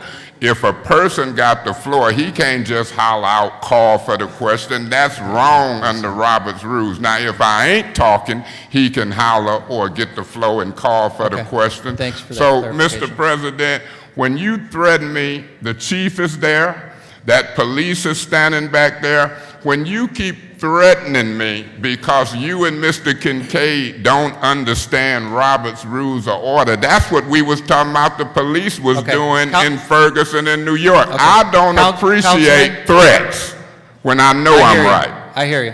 So I'll call for the is there any question other because I had the flow. My call for the question is proper, and I don't think it requires a second Thank you. when you Any properly other, do Any other it. discussion? Can we have roll call, please? Mr. Neely, Yes for approval. Ms. Galloway, Yes for approval. Ms. Van Buren, Yes. Mr. Kincaid, Yes. Mr. Mays, No. Ms. Poplar, Yes. Mr. Knoll, Yes. Mr. Freeman, Yes. Mr. Davis. Yes. The vote is 8-1. All right. Motion passes. We're going to walk through the rest of this agenda because there was some stuff that was moved to council, some stuff that was dropped from committee. So there's no licenses, no bonds, resolutions. Was that dropped in committee? Was that discussed in committee or no? No? Okay. So can I have a motion to drop Resolution 140511? So move. It's been moved. Is there support? Support. It's been moved and supported. Any discussion? Yeah, Mr. President, Councilman Mays? is that the one that we had been postponing?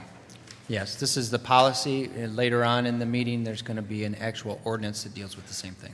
Right, so this is the one that now will come back as an ordinance. Is that right, Mr. Babe, through Right. you? Okay. Any other discussion? Can we have roll call on the motion to drop? Ms. Galloway, Yes to drop. Ms. Van Buren, Yes. Mr. Kincaid, Yes. Mr. Mays, Yes. Ms. Poplar, Yes.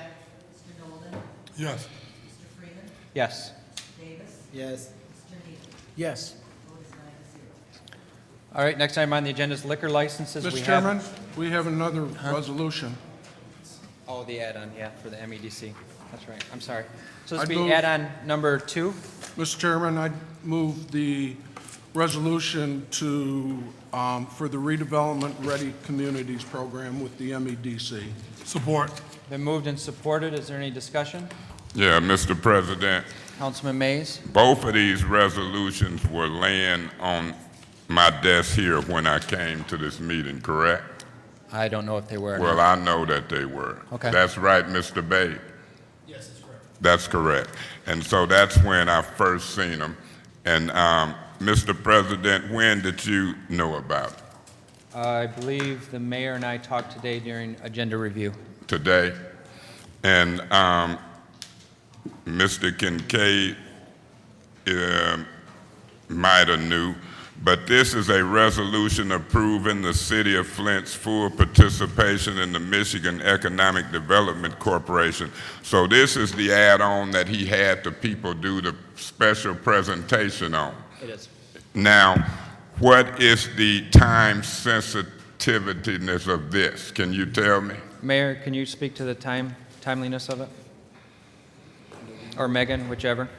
Yeah, absolutely.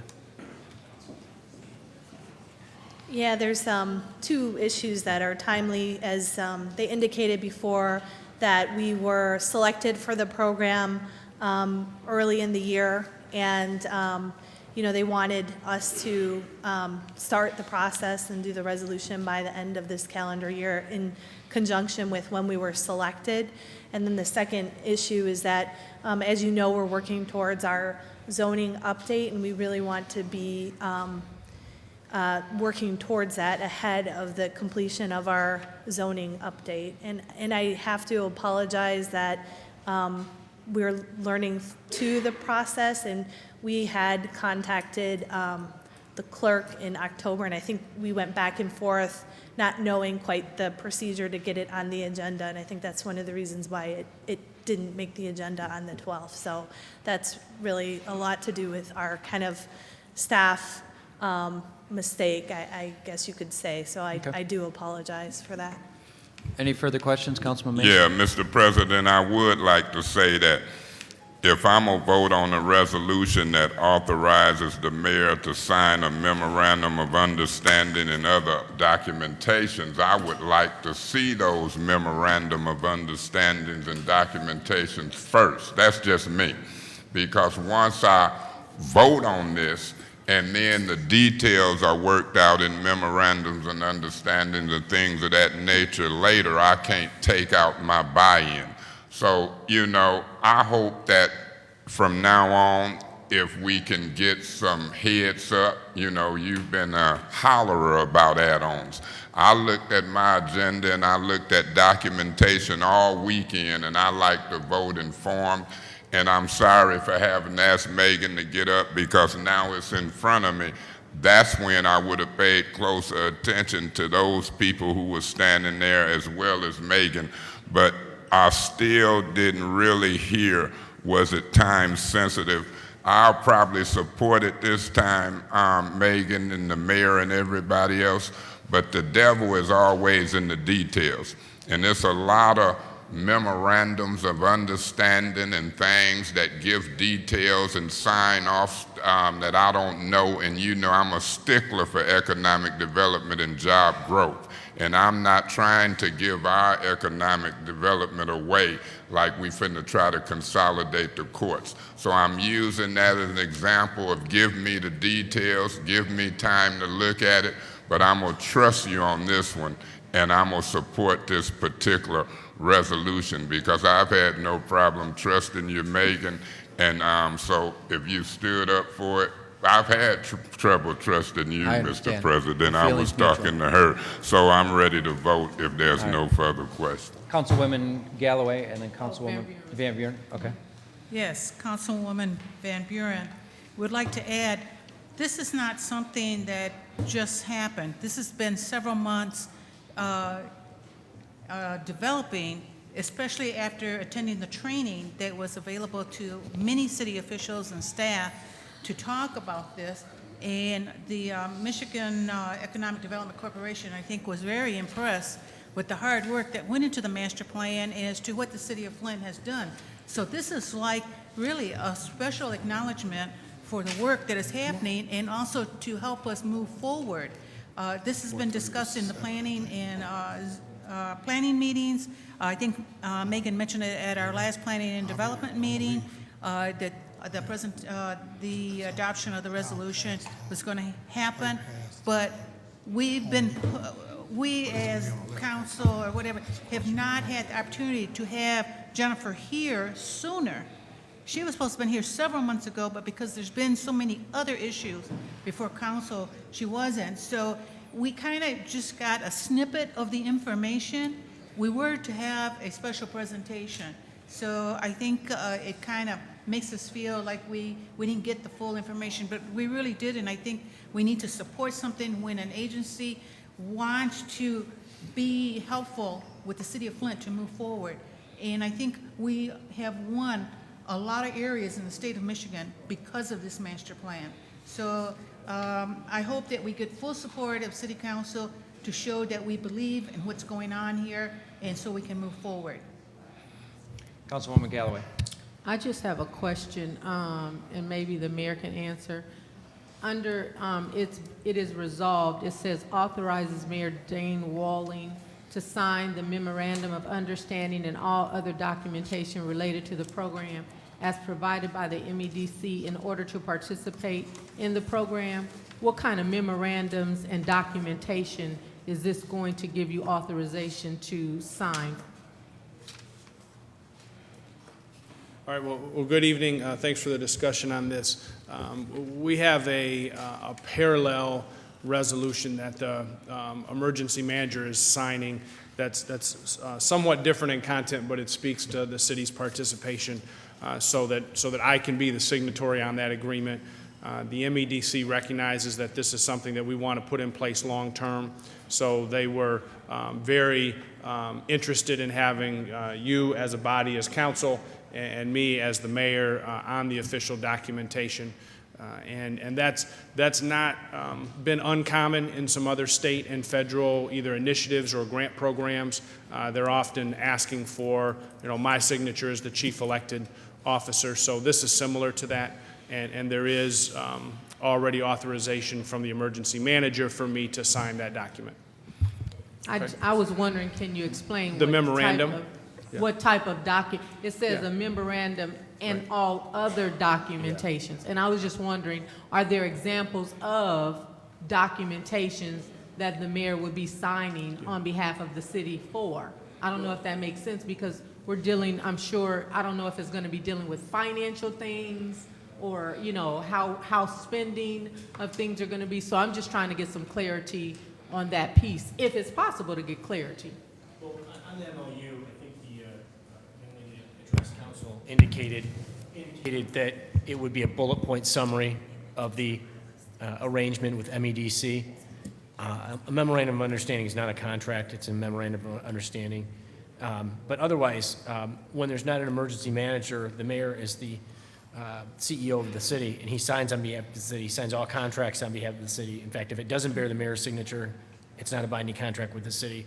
And so in normal course, he's the guy that signs this type of language, whether it says mayor or the appropriate city officials. He would be the person as the executive officer to sign.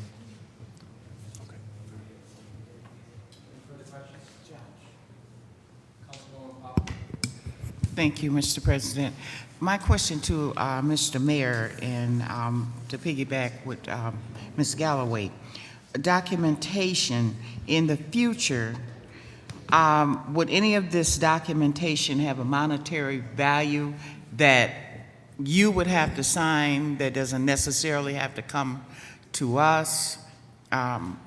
How are you? Not that we're aware of. It's the few pages of memorandum of understanding that commits the city and staff to working cooperatively with the technical assistance. And then it is designed as a certification program. So at the end of the process, the city will be certified as redevelopment ready, and then I would sign that document at the end. And that's what we is- understand at this point. How long is this process to take? About a year. Yeah, for us, it might even be less. 6 months to a year. Yeah. Oh, so it's not like in the 5-year plan, at No. the end of the 5-year plan? Okay. Mr. But if monetary value happened to come, somebody asks us for money, then we'll know about this before any documents are signed or any. Right. Thank you. Yeah, Mr. President, I'm going to stick with what I said as the trust factor. And, I don't know if there were real time frames, but once I said it, and I'll hear more now, I'm glad Councilwoman Galloway and Ms. Popular asked about the same clause that I was asking about. But what I'm going to do is stick with what I say on this one. And hopefully I don't get burnt on this one, because what I'm hearing is this. I'm hearing that the emergency manager done already did it. And once I heard something about the emergency manager done already give you authorization. Did I not hear that? Yes, but he did not act on behalf of council, which is But he the could, purpose of the resolution he could in front of you. act on behalf of council. He could, but the state in this case has expressed strongly, much like with our master planning process, that it's important to have the buy-in and support of the city council. Yeah, the state, in this case, and in some cases, the council maybe legally has to act. Mr. President, through you to Mr. Bade, this ain't a case where we have to have council buy-in. This is a discretionary buy-in, do you know? Well, it depends on who you're asking. If you're asking the MEDC, it very well may be required. I mean, I haven't personally had those conversations, but they clearly want the legislative body of the city to support this. Okay, so what I'm gonna do, Mr. President, I'm gonna call for the vote. I'm gonna stick with what I said. I'm gonna vote for this one.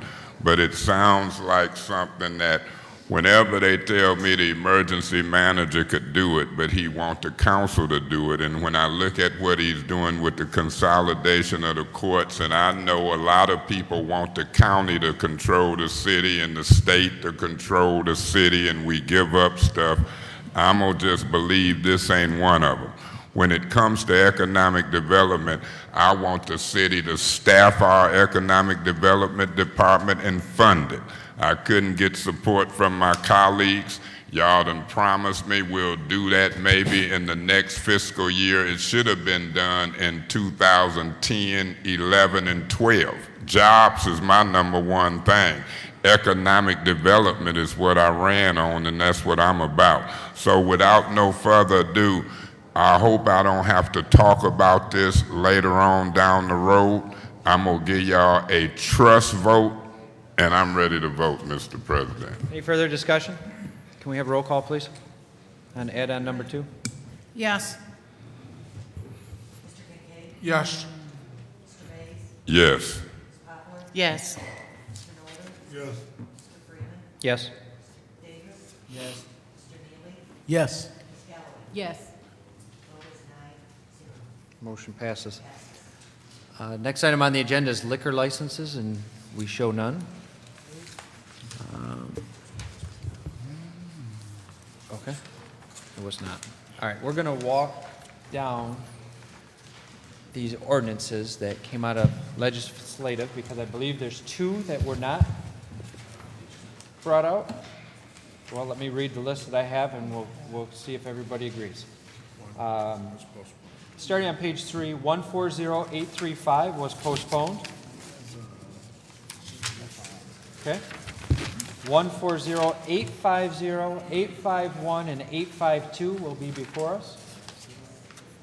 853 was postponed.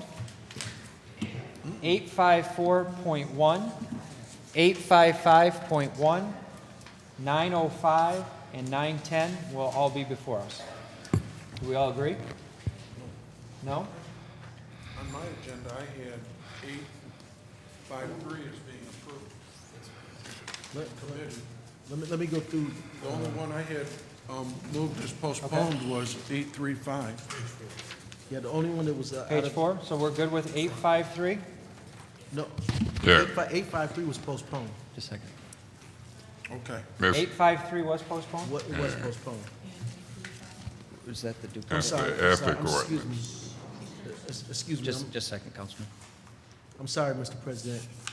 835 was postponed, Okay, and that was the only one that was postponed from legislative. okay.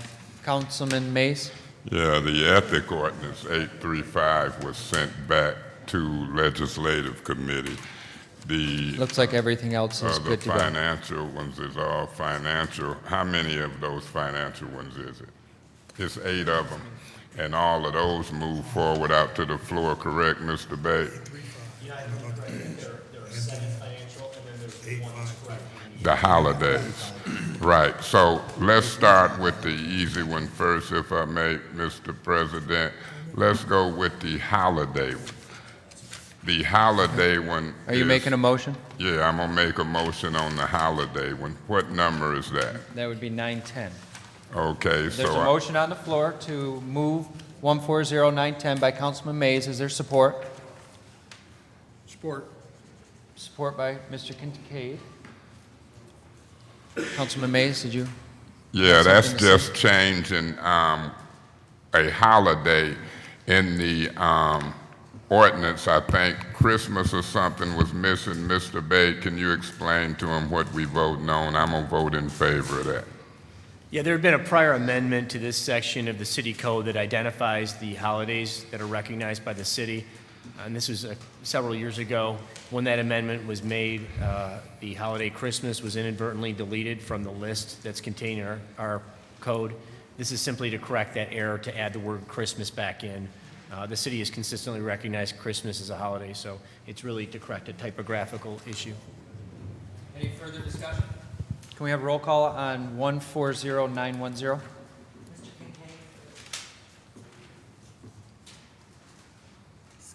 Yes. Mr. Mays? Yes. Ms. Poplar? Yes. Mr. Golden? Yes. Mr. Freeman? Yes. Mr. Davis? Yes. Mr. Neely? Yes. Ms. Galloway? Yes. Ms. Van Buren? Yes. Passes 9-0. Okay. Then that leaves us with 850 through 905. Is there a motion? So moved. It's been moved and supported by Councilman Kincaid, moved by Councilman Nolden. Is there discussion? Yeah, Mr. President. I had asked that some of these financial ordinances be postponed and looked at. What these financial ordinances start to do as a package, for example, for years and years, in my opinion, we've had a deficit because the council is the check and balance to the administration. Now we're starting to put stuff in place like quarterly reports. Every so often we need financial quarterly reports so we can see if the spending is on track quarterly. We also have in this package of ordinances put stuff in place that will deal with reserve funds, taking 12 and 15% from certain funds and making sure we don't overspend. So what you have us getting ready to vote on is some financial ordinances. And it don't take a rocket scientist to know that some of these financial ordinances are necessary, but they will do no good if the city council don't check and balance and keep up with the finance department quarterly and make sure it happens. The reason that I want the public to know that I referred them back to committee because they don't have no penalty in the ordinance. See, we can create legislation that says that if the finance director, whether it's Mr. Ambrose or anybody in the future, don't bring us those quarterly reports, we can throw them out of office. It's called the forfeiture clause under the charter. We also have language in the charter that says if our finance chair, which in the past has been Mr. Freeman and others, but now is Ms. Galloway. And I'm saying when I hear new finance chair people say I'm looking forward to be trained by old finance people who didn't hold the administration accountable, I say my job is to make sure that we put language in the ordinance that can remove the finance chair with a 2/3 vote of the council, because the charter say we are like the police. You don't do your job as appointed and elected people, the charter say we can remove them from office. So if the finance chair slipped up and we had a hearing for cause, the last for-cause hearing we had under the charter was when Darrell Buchanan was removed from ombudsman. And since then, this council don't want to have hearings. They half want to meet. They in and out, they got other jobs, and so now my job is to make a record, whether they agree on with me or not. I said send it back to the committee. When I sent it back before, I asked Mr. Bade specifically to write language and bring it to the committee that would add the enforcement clause on. When we get in the committee today and I look for that research and legal language that I know can be added on, he said this, and then I'll click some up, Mr. President. He said whenever there's an ordinance that it ain't no penalty clause, that means it can be 90 days in jail, $500. And I said, Mr. Bade, the city attorney is the one who would be the prosecutor. If the city attorney didn't want to prosecute finance, they not going to do it.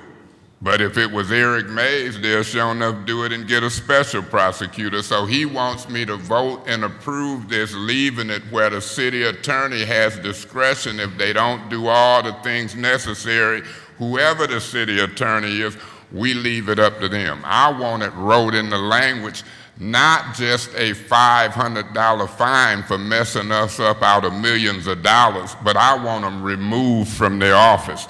So I asked for that type of clause, and then Mr. Bade also said, well, whenever we don't write it in there, you can file a mandamus action and take them before the circuit court.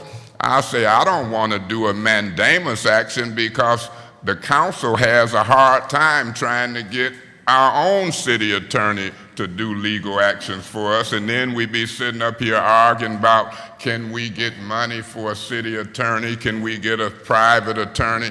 So I said simply, I request that some legal research be done where we have an enforcement clause wrote into these financial ordinances. My colleague, Mr. Kincaid and Mr. Neely, they didn't really hear what I was saying. It's 3 people on the committee. I voted in favor of that type of clause. They voted to move it on the floor. And now we at a point where if it ain't got no enforcement clause in it, they can vote 8-1. But I'm not gonna vote to move no financial ordinance without a penalty clause wrote in it. And so that's where I stand. My record has been made, and that was the short version. Thank you, Mr. President. Any further discussion? Can we have roll call, please? This is for all of them. That's what the motion was. No. Yes. Mr. Nolan? Yes. Mr. Freeman? Yes. Mr. Davis? Yes. Mr. Neely? Yes. Ms. Galloway? Ms. Van Buren? Yes. Mr. Kincaid? Yes. Vote 7-1. 1 absent. Motion passes. Next item up on our agenda is public speaking. And I think we have some public speakers tonight. Just as a reminder, we do have a 3-minute time limit, and let's try to be civil. I don't think I need to read the rules, but I got the timer up here. Yep. So who's our first public speaker? I can do it. Sure. Number 1, Mr. Murphy, Quincy Murphy.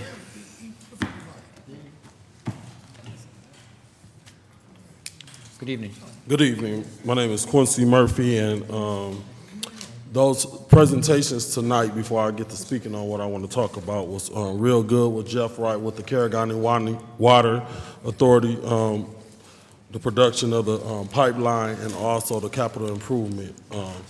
But I have one concern that's been on my heart this weekend. In my community, it's over, I think, probably about 8 or 9 residents that got their water turned off. Then as I got to talking to some residents, it's a lady that stayed behind me that's blind. And I haven't been seeing her lately, and I was wondering why I ain't been seeing no activity at her house. And it's because her water turned off, so she living with someone else. Then when I went across the street to one of my neighbors that is a renter, her water off. Then a senior citizen that lives by me, her water off. Then 2 blocks over, this lady been with her water off for the last probably 8 months, and she on dialysis. And we don't know how bad this problem is, so I was talking to some community activists and just trying to figure out what can we do to deal with this situation, because we really don't know how bad it is. So what I did was put together a petition to try to create and work with the council and the mayor and administration to come up to adopt and approve a water rate affordability program consisting of rate affordability, range management, and water conservation, which also includes protection to be affordable for low-income customers. We need to do something because we got a lot of residents in our community that is living without water and at the verge of going to move out of the city of Flint or move with somebody else because they can't afford to pay the water increase.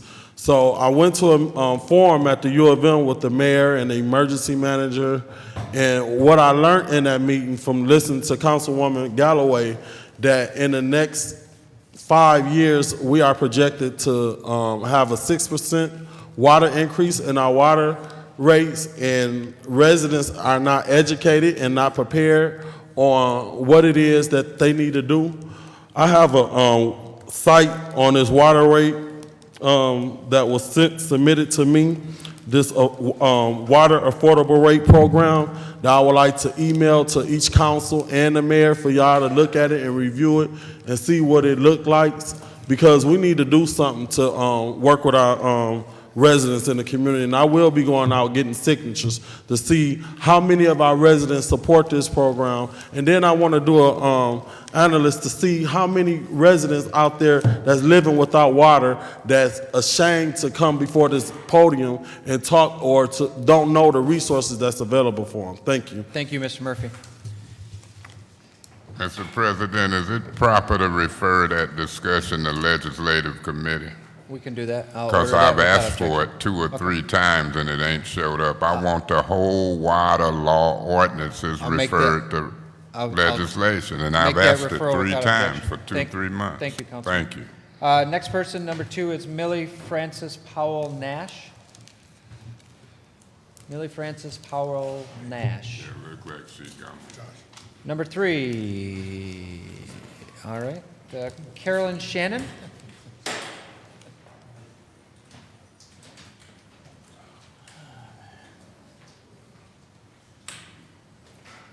RL, you can take a seat. That's from Quincy. Thanks, RL. Thank you. You can have a seat now. Mr. President, Good evening. the Honorable Council, I came here this evening to support the firemen of this city. If they are going to work for us to help keep us safe from fires, I think they should be paid the same amount of money that Darnell Early is receiving. And if you could tell me how much money, Mr. President, he gets for a year? Mr. Early, 180,000. How much? 180. I think the fire department and the police department should get the same. I would prefer not to pay a man $185,000 to cut the citizen's throat. It is beyond my mental thinking that we would have leaders in this city that do not have the concern of the city, and that is the terrible water. You can't drink it, you can't brush your teeth with it, and you can't cook with it. And if you bathe with it, you'll break out. So I'm telling you I'm pleading with you to get us on some good water. Cut the Flint River loose like General Motors did. And I have another solution. I voted for Mayor Dane Walling because I believed he was young, strong, and intellectual, and innovative. I wanted him, and I presented to him probably in his office or whenever I seen him, to use the brownfield on Dort and Davison to bring back from Ireland the DeLorean. I believe Ireland owns the right, but under the umbrella of General Motors. It's all right to have gardens and vegetables and chickens, but I do believe this is a car city. It was in the past, and I think it should be for the future. If the DeLorean is built at Delphi East on Dort and Davison, that will give the college students money so they will not have to pay the student loans. They are terrible. And it would give the people in that neighborhood hope, because many years ago, Delphi East was very busy. And I think it can be busy again. We need job solutions. Thank you, Ms. Shannon. You've exceeded your time. May I have one more say? Just real quick. Governor Schneider was here the other day. Nobody knew where he was, but he was in my backyard. And the thing is, he is putting the cart before the horse, because we need jobs first. Mainly, he wants to build the roads. When we got our gas lowered, here he comes with taxes, so the people in Michigan will not get a break. He bought in 300,000 jobs, but did he put any in Flint? Thank you, Mr. President. Thank you, Ms. Shannon. Our number four speaker is F. Anthony Lupkin. Lupkin? Here we go. Good evening. Good evening. Ladies and gentlemen of the Flint City Council, Mr. John Carpenter has come to the meeting tonight to express his sentiments regarding the past and recent comments of Jackie Poplar made both individually and in her capacity as City Council member. Her past December 10th comment that Mr. Carpenter got his education in a, quote, bazooka bubblegum wrapper, close quote, have been duly addressed by the courts, culminating in the order of Federal Court Judge Stee mandating her express apology to be made in this chamber today. To the extent she was absent from the committee meeting, that would be a new problem, but we'll deal with that separately. There's supposed to be an apology made there, too. But what I wish to address are her more recent comments dated October 14th, when news of this court's order of the apology was released. In her recent remarks to the Flint Journal, Ms. Poplar stated first that she denied having mentioned John Carpenter's name in her December 2010 diatribe, when in fact transcripts and videos make clear that she did mention Mr. Carpenter's name. But Mr. President, could you have him speak into the mic? I can't hardly understand what he's saying. Ms. Poplar's recent comments denying that she used Mr. Carpenter's name went far beyond hollow false denials. She also ventured into the realm of the ungracious, saying that his suit by Mr. Carpenter was, quote, the stupidest thing, close quote. And back to the same old derogatory tone of 2010, once more insulting Mr. Carpenter by saying, and I quote, because of his pettiness, the lawsuit was filed. Obviously, he's got a problem, close quote. What Ms. Poplar fails to grasp is that dignity and reputation are anything but petty to a man of principle like John Carpenter. He did not ultimately seek large amounts or awards or glory, only the respect that was due him as a former city department director and as a citizen.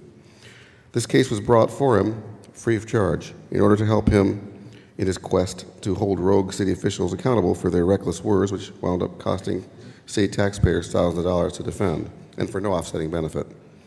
But Ms. Poplar also even ventured off into the realm of the vulgar with her rather snide published remark that, quote, the apology makes John Carpenter feel like a man, close quote, and, quote, when I can help a man feel like a man, let me help, close quote. Suggestive overtone of this crack makes one wonder how seriously Ms. Poplar takes the courts, her apology, and the resources her words have cost the city, and harkens back to her own curious background. Mr. Carpenter will now make his own statement, and I yield the balance of my time to him. Time has expired. Speaker number 5 is John Carpenter.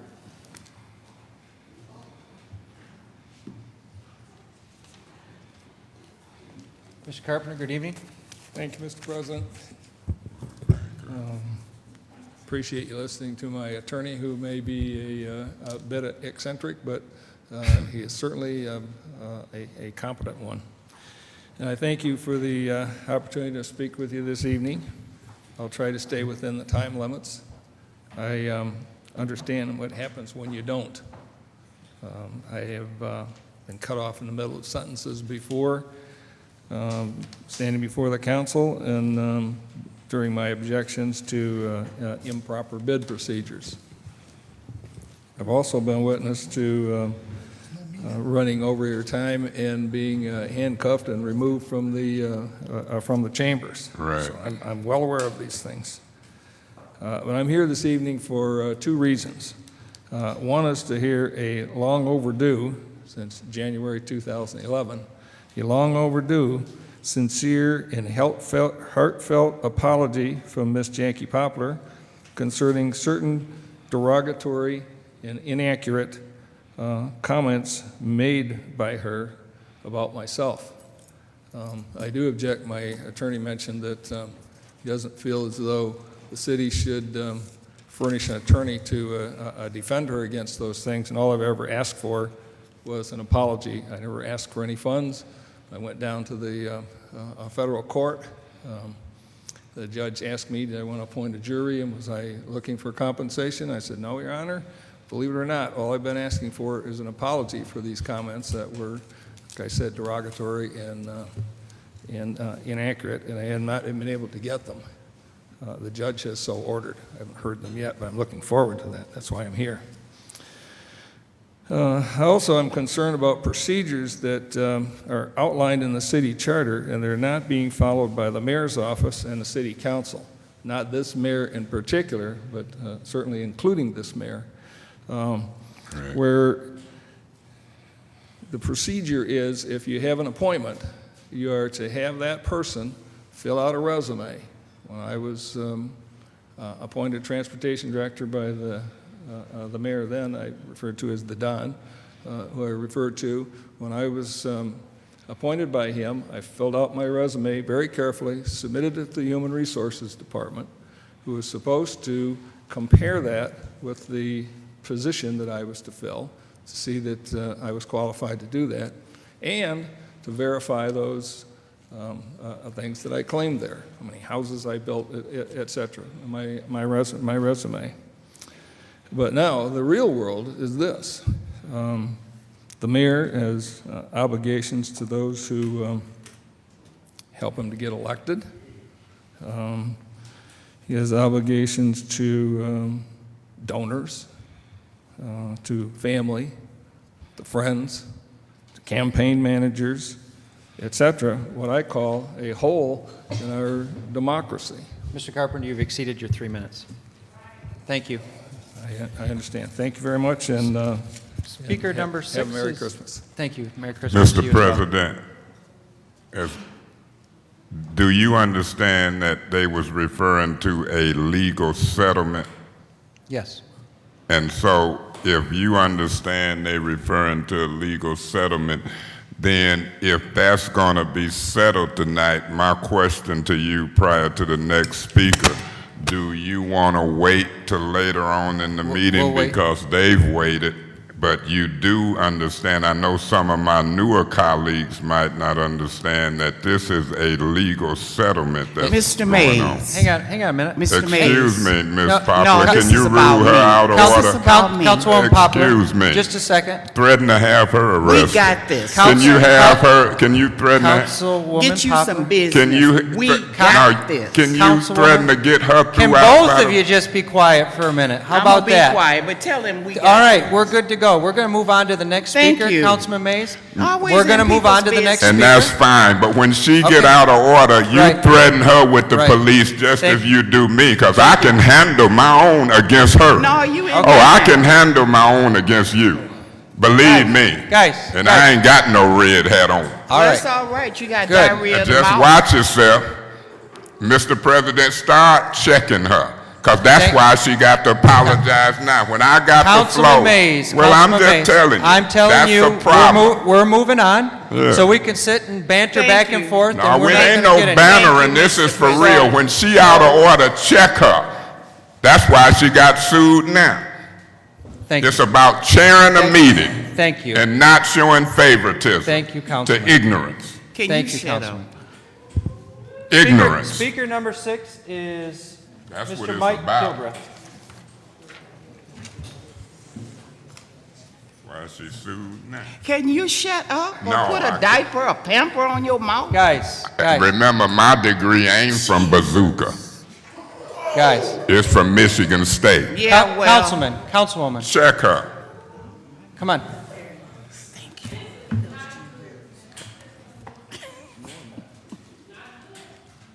You got to check her. You got to chair these meetings. Don't she'll get out of hand, and then I get out of Councilman hand. Mays, Well, I'm you just saying. continue to disrupt the meeting. She's not talking, you are. So Not let's. now. Right, and you're still talking. You doggone right. Right. Because I'm So let's pissed move, then let's for the move on. discrimination you That's- show. I understand. Thank you. Yeah, I check hear- her. I hear what you're saying. Threaten her with police. Councilwoman, Mr. Mike Kilbreth, for speaker number 6. Good evening. Good evening. I'm Mike Kilbreth, the president of the Flint Area Chamber of Commerce. And a couple items I want to bring to the council's attention. One, we're the city that had Richard Short on a stage Next morning, he went to prison, hasn't got out, exciting our community about jobs. We had a story in all the media here about a new hockey team coming. Before we all jump behind this, as the president of the Flint Area Chamber of Commerce, I talked to brokers on the sale, and the arena has not been sold. I talked to the USHL. They said there's no team that they know of coming to Flint. So I know a lot of people were at a high-pressured sales presentation at the arena trying to get deposits of $400 a piece of 8 tickets from business people. And I don't know of any business people that wrote checks, but I would hope that our elected officials would start doing some homework to find out, you know, what these people are doing, especially when you're upsetting a team that's in the building playing and trying to get support. So that's one item.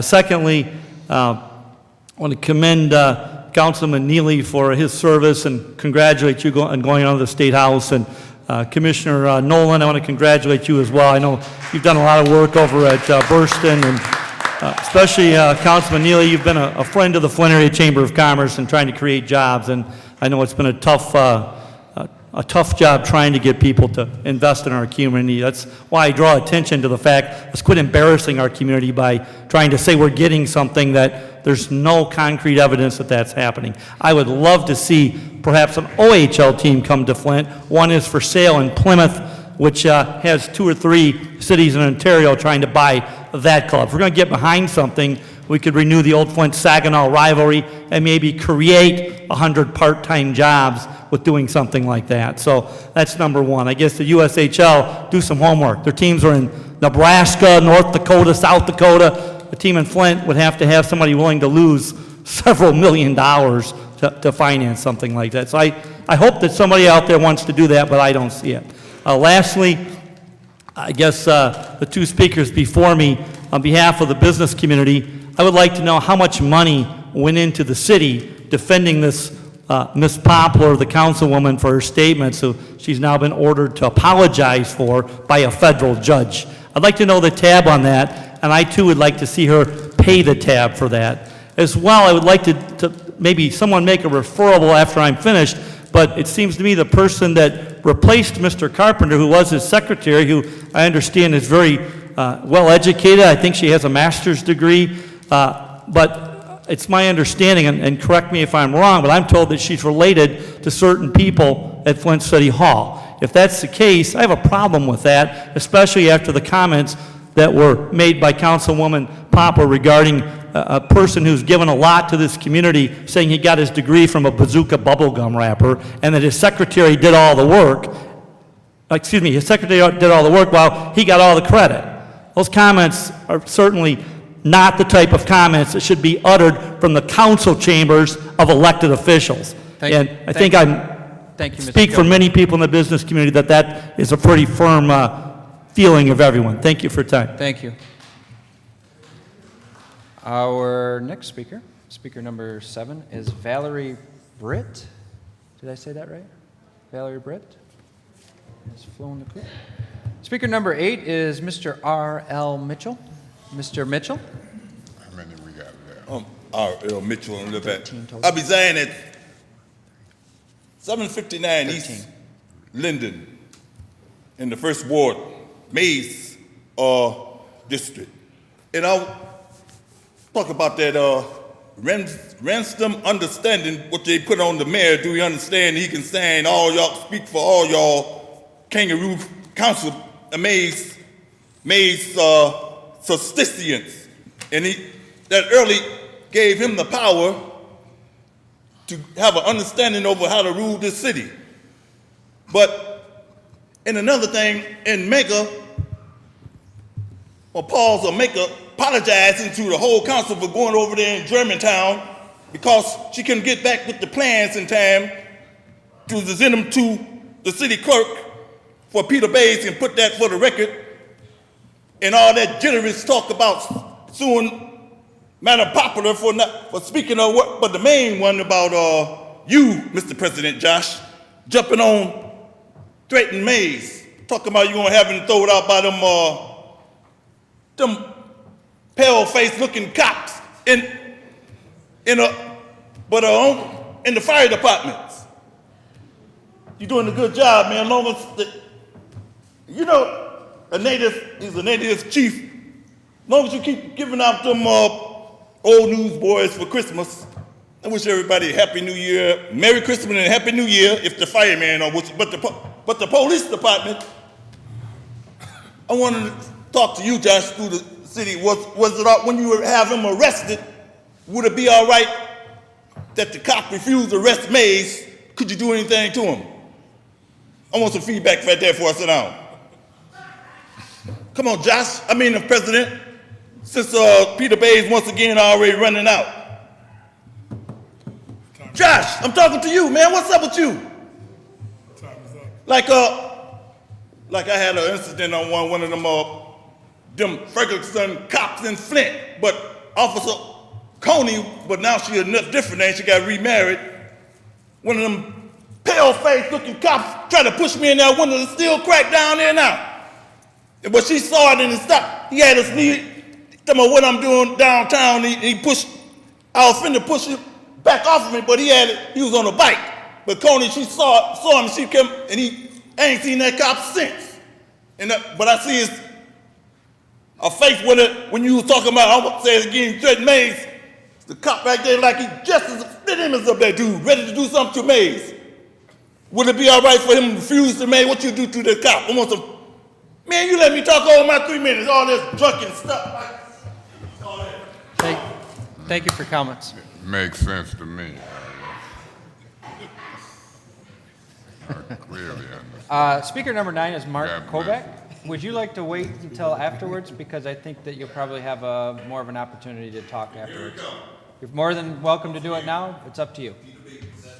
Okay. Speaker number 10 is Willie Miller. Speaker number 11 is Chris Del Moroni.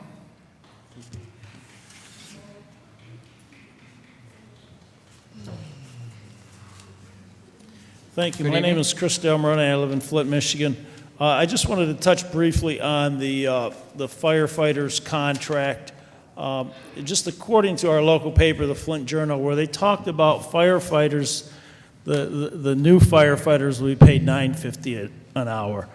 What I am seriously concerned about is what I'm going to call the revolving door of training. And the concern is that we're going to have individuals trained as firefighters. We're basically asking them to save our lives at those crucial moments for $9.50 an hour. And eventually, I think they may just drop out or go somewhere else, and then we'll train some more, and we'll continue to do that over and over again. And that's very disruptive, and it's very unsafe for those in the community who need fire protection at that very important moment. We're in this situation basically because of a lot of waste over the years. All that being said, I want to thank you, Councilman Nolden and my Councilman Sheldon Neely.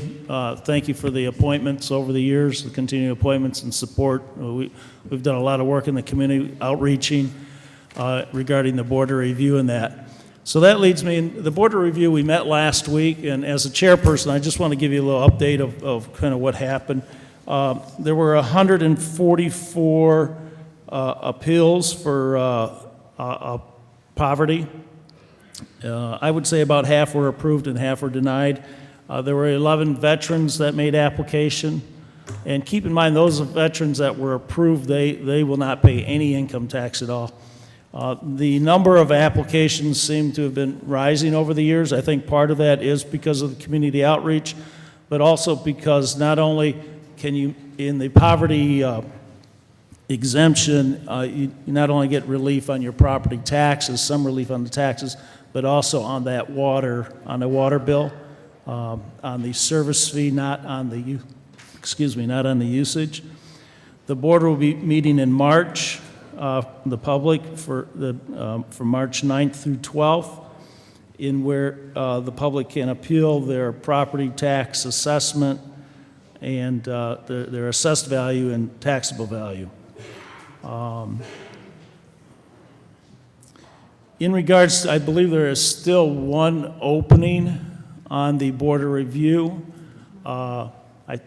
It could be Ward 7, I'm not sure. I want to say 4 or 7, but there is one opening left. And it's important to keep those openings filled, because every year we just barely get by. We need to have a quorum, and sometimes things happen. You know, we had one member pass away, some are in college, and they have conflicting schedules and things like that. It is correct, Councilman Kincaid, that expires there at the end of the month, and, you know, appointments are made like they were tonight. On the other hand, though, sometimes those openings are kept open, and people will continue to serve until it's filled. Thank you, So, Mr. Del Maroni. yes, thank you. Exceeded your 3 minutes. Speaker number 12 is Mr. Terry Bankert. Mr. Bankert.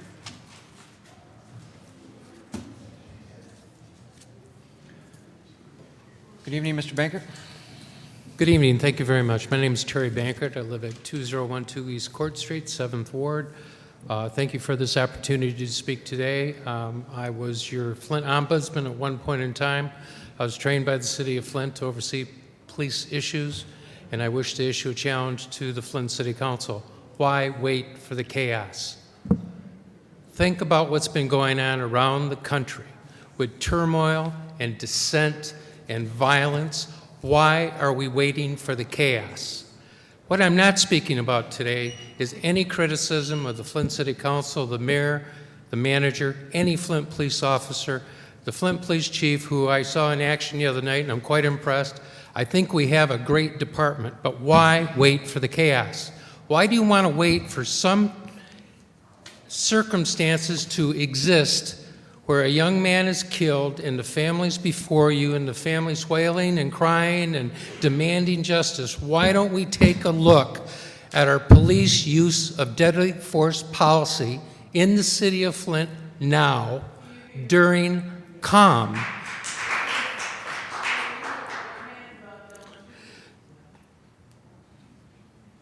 I'm white. I don't know what it's like to be profiled. A police officer approaches me, I figure we're going to tell each other jokes. My car gets pulled over, I'm just wondering what my kid left in the car. So I don't know the built-in apprehension to a police department. And I think a lot of white people need to be sensitized to that. What a better way to do it than to take the city of Flint's use of deadly force policy to legislative review once a year and hold it up to a public hearing, let the community come in and talk. And to Councilman Neely, through you, to the state legislature and the Michigan State Police, I offer the same challenge.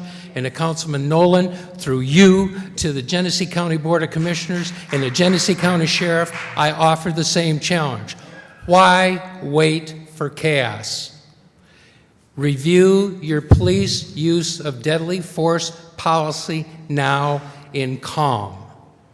Thank you very much. Thank you.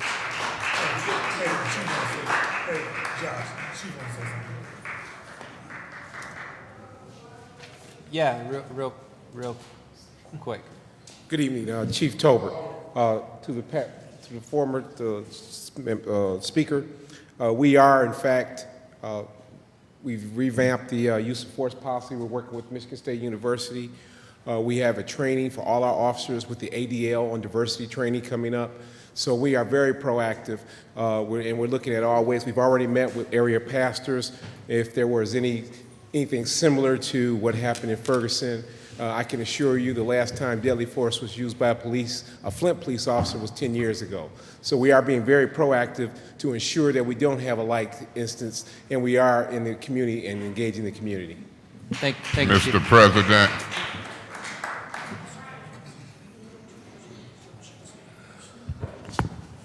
Mr. Banker, our use of force policies were updated 2 years ago with Michigan State University School of Criminal Justice, so they are as current as any city in the United States. Mr. President. No.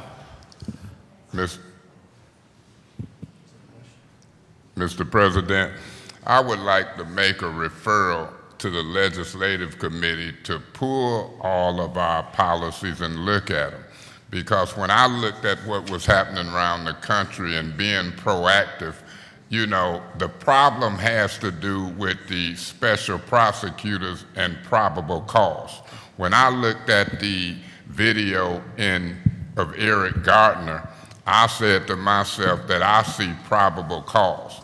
And in the city of Flint, if somebody got killed by a police officer with that type of video, I would want an independent prosecutor, and I would want a certain thing to happen. Even if it was manslaughter, I've seen probable cause, because manslaughter can be unintentional and it can also get you probation. And so I believe that in the Eric Gardner case, I clearly seen a bunch of people, and I heard a guy say, "I can't breathe." So in short, what I said I was gonna do in the city of Flint, I said, I'm gonna take on this responsibility. Regardless of what policies they articulating and been updated, I want to make a referral to legislative committee, and I'm going to ask the legal department to look at an ordinance, because inside of the boundaries of the city of Flint, if I see it happen, if I can put an ordinance in place that dictate that we have a special prosecutor and a procedure, then what I'm gaining knowledge from all around the country, I think I've gained enough knowledge that I have a duty in my seat to try to form legislation from the city of Flint that can be patterned in these other communities, and it's way beyond I recognize that policy as a and procedure. referral, and we'll get that on your agenda. Thank Our you. next speaker, which is actually number 15, but this is the way that they were brought to me. 13 came after everybody else. Barbara Griffith Wilson.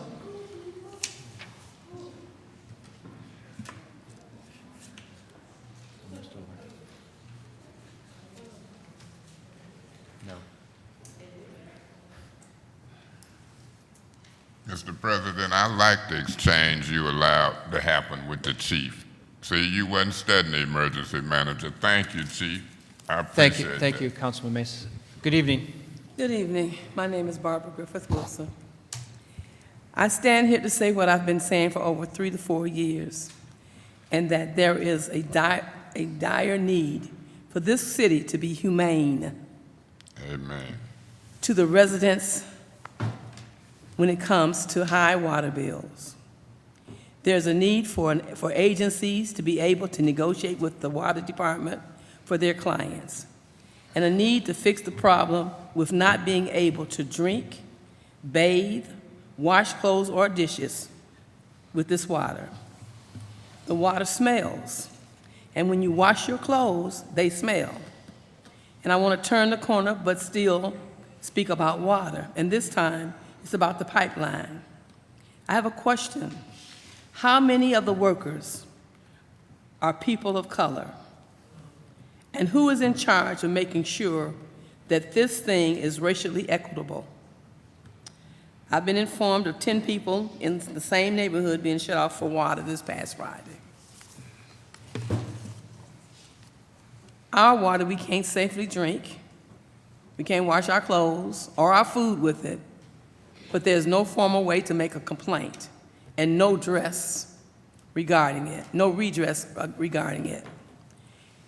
And having spent 30 years at Buick City, over 30 years at Buick City, and working at Buick City itself, after hearing Mr. Wright talk about aqua farmers, I became very afraid. And the reason I became very afraid is because I'm on a cancer journey, a journey with cancer. I'm winning this journey, but I'm still on it. And when I talk to the doctors at the University of Ann Arbor Hospital, because I saw so many women up there with cancer, asked them what's going on. And they said to me simply, we want you to do some research, but we're going to tell you what's going on is the food. The farmers that are growing the food. I know for a fact that Buick City, and Mr. Kincaid knows, that Buick City had over 30,000 barrels of stuff underground. So much to the fact that when we walk through the building and come out, we had to throw our clothes in the house because they stink so bad. And they were so permeated with the toxins and stuff coming out the city. I can't understand. I don't care what the cause is or how good you make the cause sound. I can't understand why you want to do anything agriculturally on that site and have people eating that food. That food it would be unhealthy, it would be carcinogenic, and it would kill folk. It would kill folk. We have got to be more concerned about the right stuff. We up here fighting about crazy stuff. Everybody's got a junkster trying to me, mine. That's not what it's about. It's about being the best neighbor you can be in your community. Right. It's about making sure that the people who have less at least can have equal to you. Amen. That's what it's about. And I say to this council, if you go along with this agro thing out there because it's about the money with some people, you're going to be killing your people. The people that have to go to the polls and vote for you, you're going to be killing them. Thank you, Ms. Wilson. You've exceeded your 3 minutes. Thank you. Our final speaker tonight, and I don't know if I've got the right first name. Is it Marianne Muhammad? Marianne? Okay, I apologize.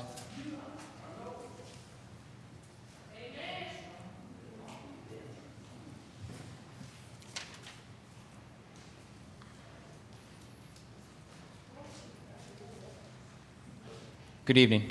Good evening. My name is Mariam Muhammad, and I reside at 3911 Comstock Avenue, and that's in the city of Flint. I thank you for allowing me to speak to you. Flint is Ferguson. I can't breathe. I want to speak on the vacancy of the Flint Ombudsman Office. The Ombudsman's Office in the past has been run by former police officers with no motivation to report misconduct by their peers. This has created an atmosphere of I am above the law. We need policemen, but they do need to be law-abiding policemen with a vested interest in the community. We need community policemen and not state policemen terrorizing the community. The Ombudsman Office should be filled immediately because there are many years of documented cases that have been ignored and the many lawsuits that have been filed against law enforcement who are still on the job, costing taxpayers thousands of dollars. Investigating policemen have never worked. Flint has a financial problem, but it also has a criminal justice problem. The corruption runs deep. We live in a community where law enforcement, judges, prosecutors, and even medical doctors who are complicit when it comes to silencing the victims of police brutality. Why did Channel 7 News out of Detroit have to report on police brutality in Flint? The citizens of Flint knows about this. This is a victim of police brutality. This happened here in the city of Flint. I want all of you to look at it. This is my son. This is what was done to him. And it angers me to sit here and listen to all of this garbage that's going on in this council. You know, yes, we are Ferguson, right here in Flint, Michigan. I have seen photographs of young men who look just like this. Blood-pooled eyes from beatings, missing teeth, bruises, scars, and taser marks. Right. I am the voice of the people who are too afraid to say I am a victim of police brutality and racial profiling. Right. I am asking the city council, the Flint City Council, to enforce the voice of the people and reopen the Ombudsman Office with a neutral facilitator who can bring back dignity and honor to that office. Thank you. No justice, no peace. No justice, no Thank you. peace. Thank you. No justice, no Thank you. Next item on our agenda tonight is council discussion. I think that there's kind of a consensus that we want to talk about some of this, the fire contract issue. And Mr. Kovac, if you'd like to come up now and present, and then if members have individual questions, then this would probably be the opportunity to do that, or looking for some information, and I've just got to step away for a second, and I'll be right back. Well, Mr. President, I don't know how long this gonna go, but I know you got Attorney Lucan, Carpenter, Right. and Kilbreth waiting for something, and it was a legal thing, and my understanding that this could go on long. It could, and the council meeting's not over yet. My understanding is. So you want to there'll be just leave them sitting there? Y'all got time to sit? My understanding is that at the end of the meeting, there'll be a statement read. It is not the end of the meeting yet, and when Okay, when well, we I get there, think it's we'll a get there. game. But anyway, I'm ready to roll Good. with this, but I think that's disrespectful to I- them. And if you know that it was going to be a statement read at the end of the meeting, I didn't. Maybe they didn't know. So that's what y'all know now. Thank you for that I information. appreciate those comments. Thank you.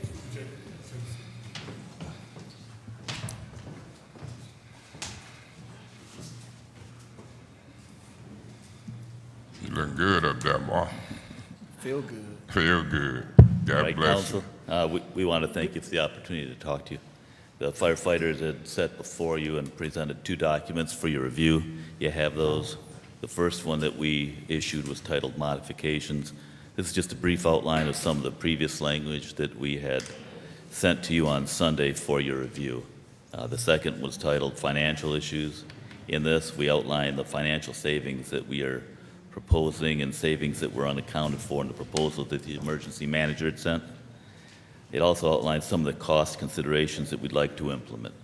Now, we would ask to meet with you guys at your convenience and with your help to determine the costs of the proposals that we're offering here and help you with your proposal that you're going to forward off to the Treasury Department. So where have you completed your draft already?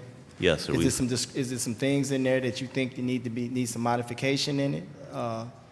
Yeah, we're going to help you do it, Okay, but is there some things in there that you think that needs to be modified at this particular time? Because right now we're time sensitive right now. Absolutely. No, there were just 2 small issues. I put those on the one page, and just wording. It was very simple. One recognized, instead of saying something to the effect of when new positions or when new positions or classifications are created, we just change it to when new bargaining unit positions and classifications are created, just recognizing the bargaining unit more.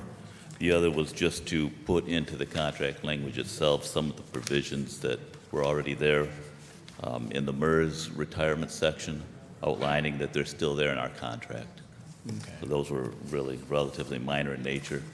But the biggest thing that we were looking for is some help with you, and if you guys could, the financial manager, whoever, to outline some of these other costs that we were talking about so that we might be able to finalize the financial part of that presentation. Sorry, I had to step away. Well, what he spoke about is some of the modifications that he made in there. I let it be known that it is time sensitive at this particular time, and he elaborated or gave a little synopsis on what it is that they changed in it. Would you like to reiterate that again? No, that's fine. I think I've got that summary right here in front of me. Yes, you do. Okay, so you have it, okay. Okay, so are you done with your presentation? And again, my apologies for having to step away. Yes. Okay. Mr. Are there specific questions from council members? Councilman Mr. President, I don't necessarily have a specific question at this time. Can we get to the specific well, let me questions do it, and then we'll come back? Mr. President. I've been involved with this. I told you I met at the fire station with him. When I talked to Mr. Kovac, specifically what they need is some questions answered from Mr. Ambrose. Right.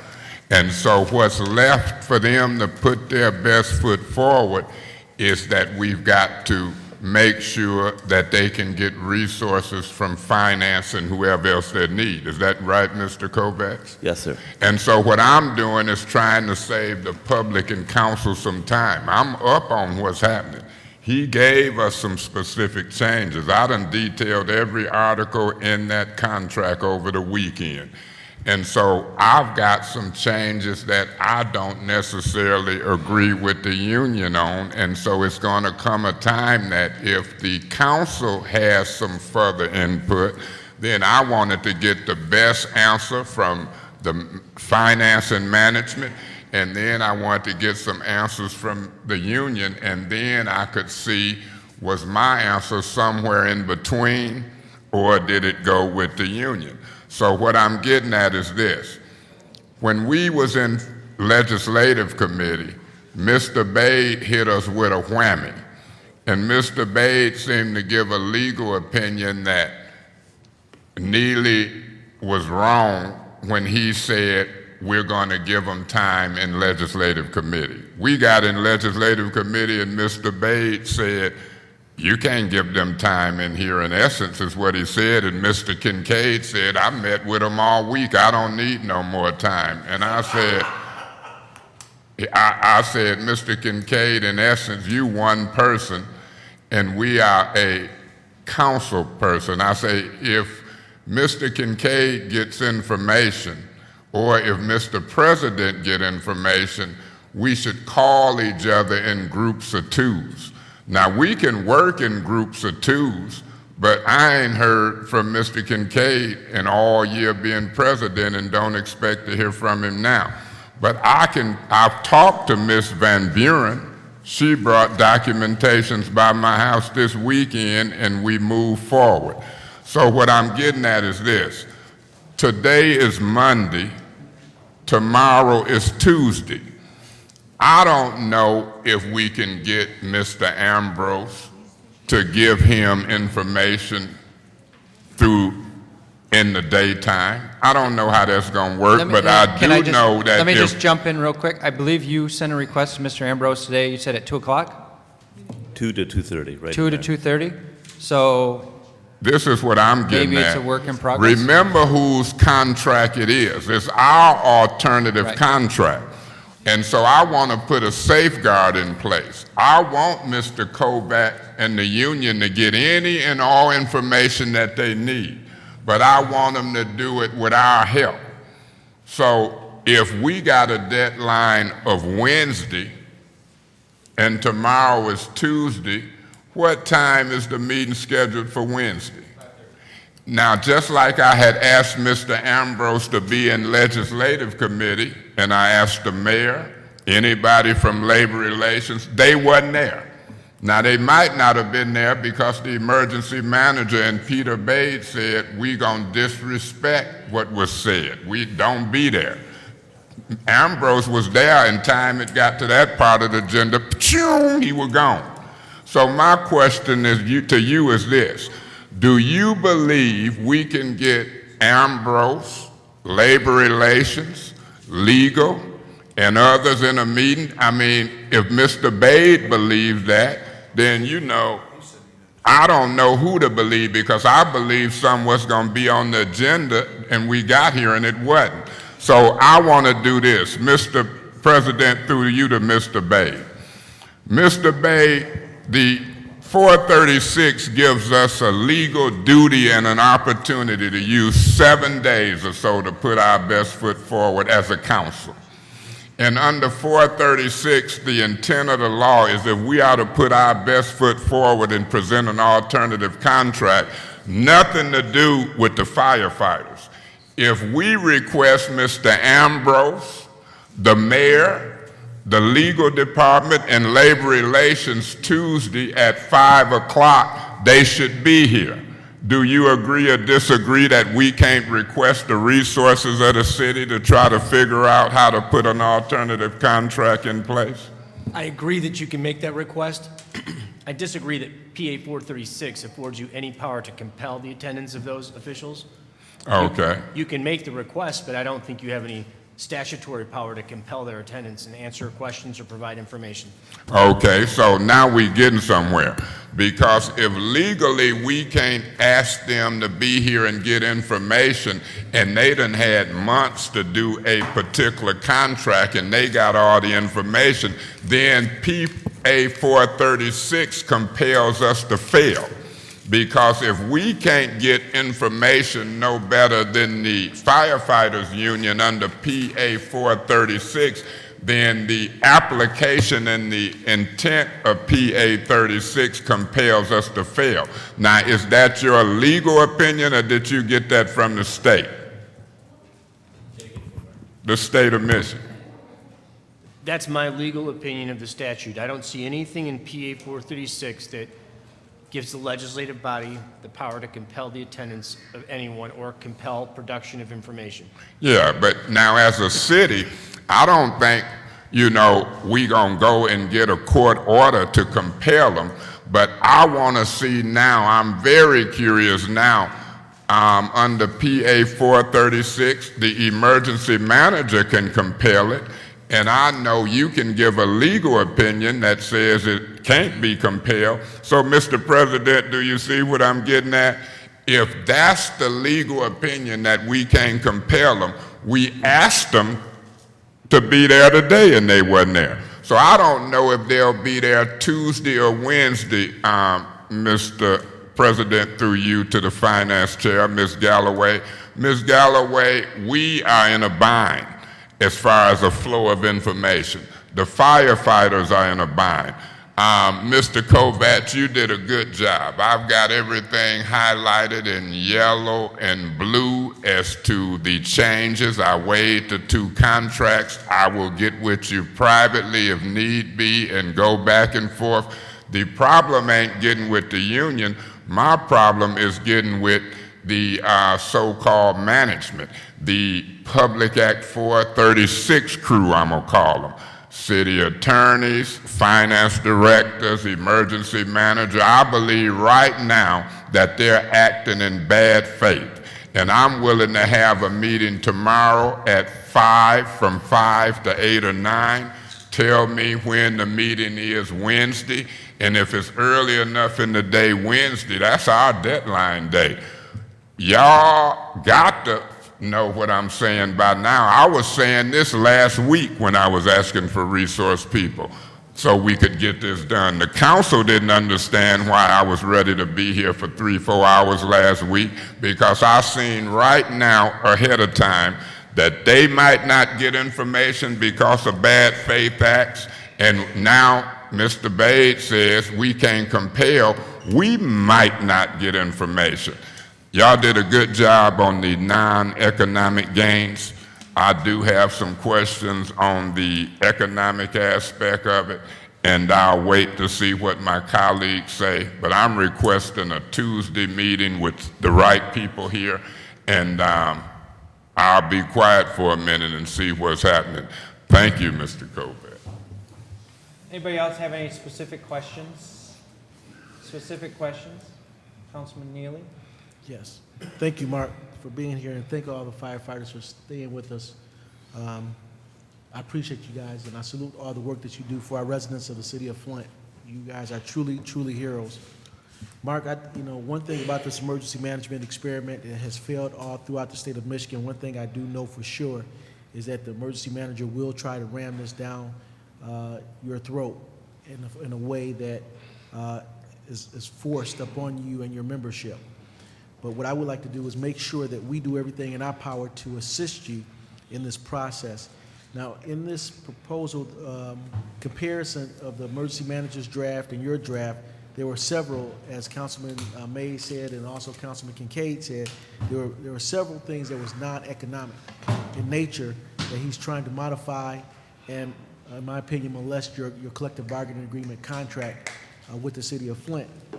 So, moving forward, because we only have 2 more days in order to send this to the state of Michigan, I think we need to highlight the things that's not economic in nature to make sure that those things remain the same and unchanged as far as your collective bargaining agreement, and for us to make sure that when we present this to the state that we note the fact that this emergency management is not only trying to modify collective bargaining agreements, and I think it's an unfair labor practice in its total, and I believe that 436 does not speak to that. I think his tenure here is done by time and also by purpose, but we need to make sure that in the next 2 days, in order to try to minimize the damage that's being done to you and your brothers and sisters in fighting fires is that we need to highlight the non-economic issues, put those before the Loan Review Board at the Treasury Department, and ask that those things maintain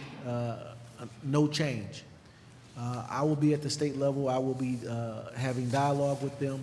One thing I do know for sure is that the Treasury Department is loosely managing our emergency manager here in this community. And we need to make sure that there is some checks and balances and also make this person, this individual, accountable for his actions and his ill actions toward our public safety officers. So with the time window that we have, because 436 is in place and they are using the full muscle of 436, that I think that the course is to minimize the damage to you and your brothers and sisters in public safety. That's my recommendation as we move forward, because the clock has started, and I think we need to be prudent and try to figure out how to minimize the damage till we can reverse the damage. Appreciate that. We're trying to be very clear on what was financial and what wasn't.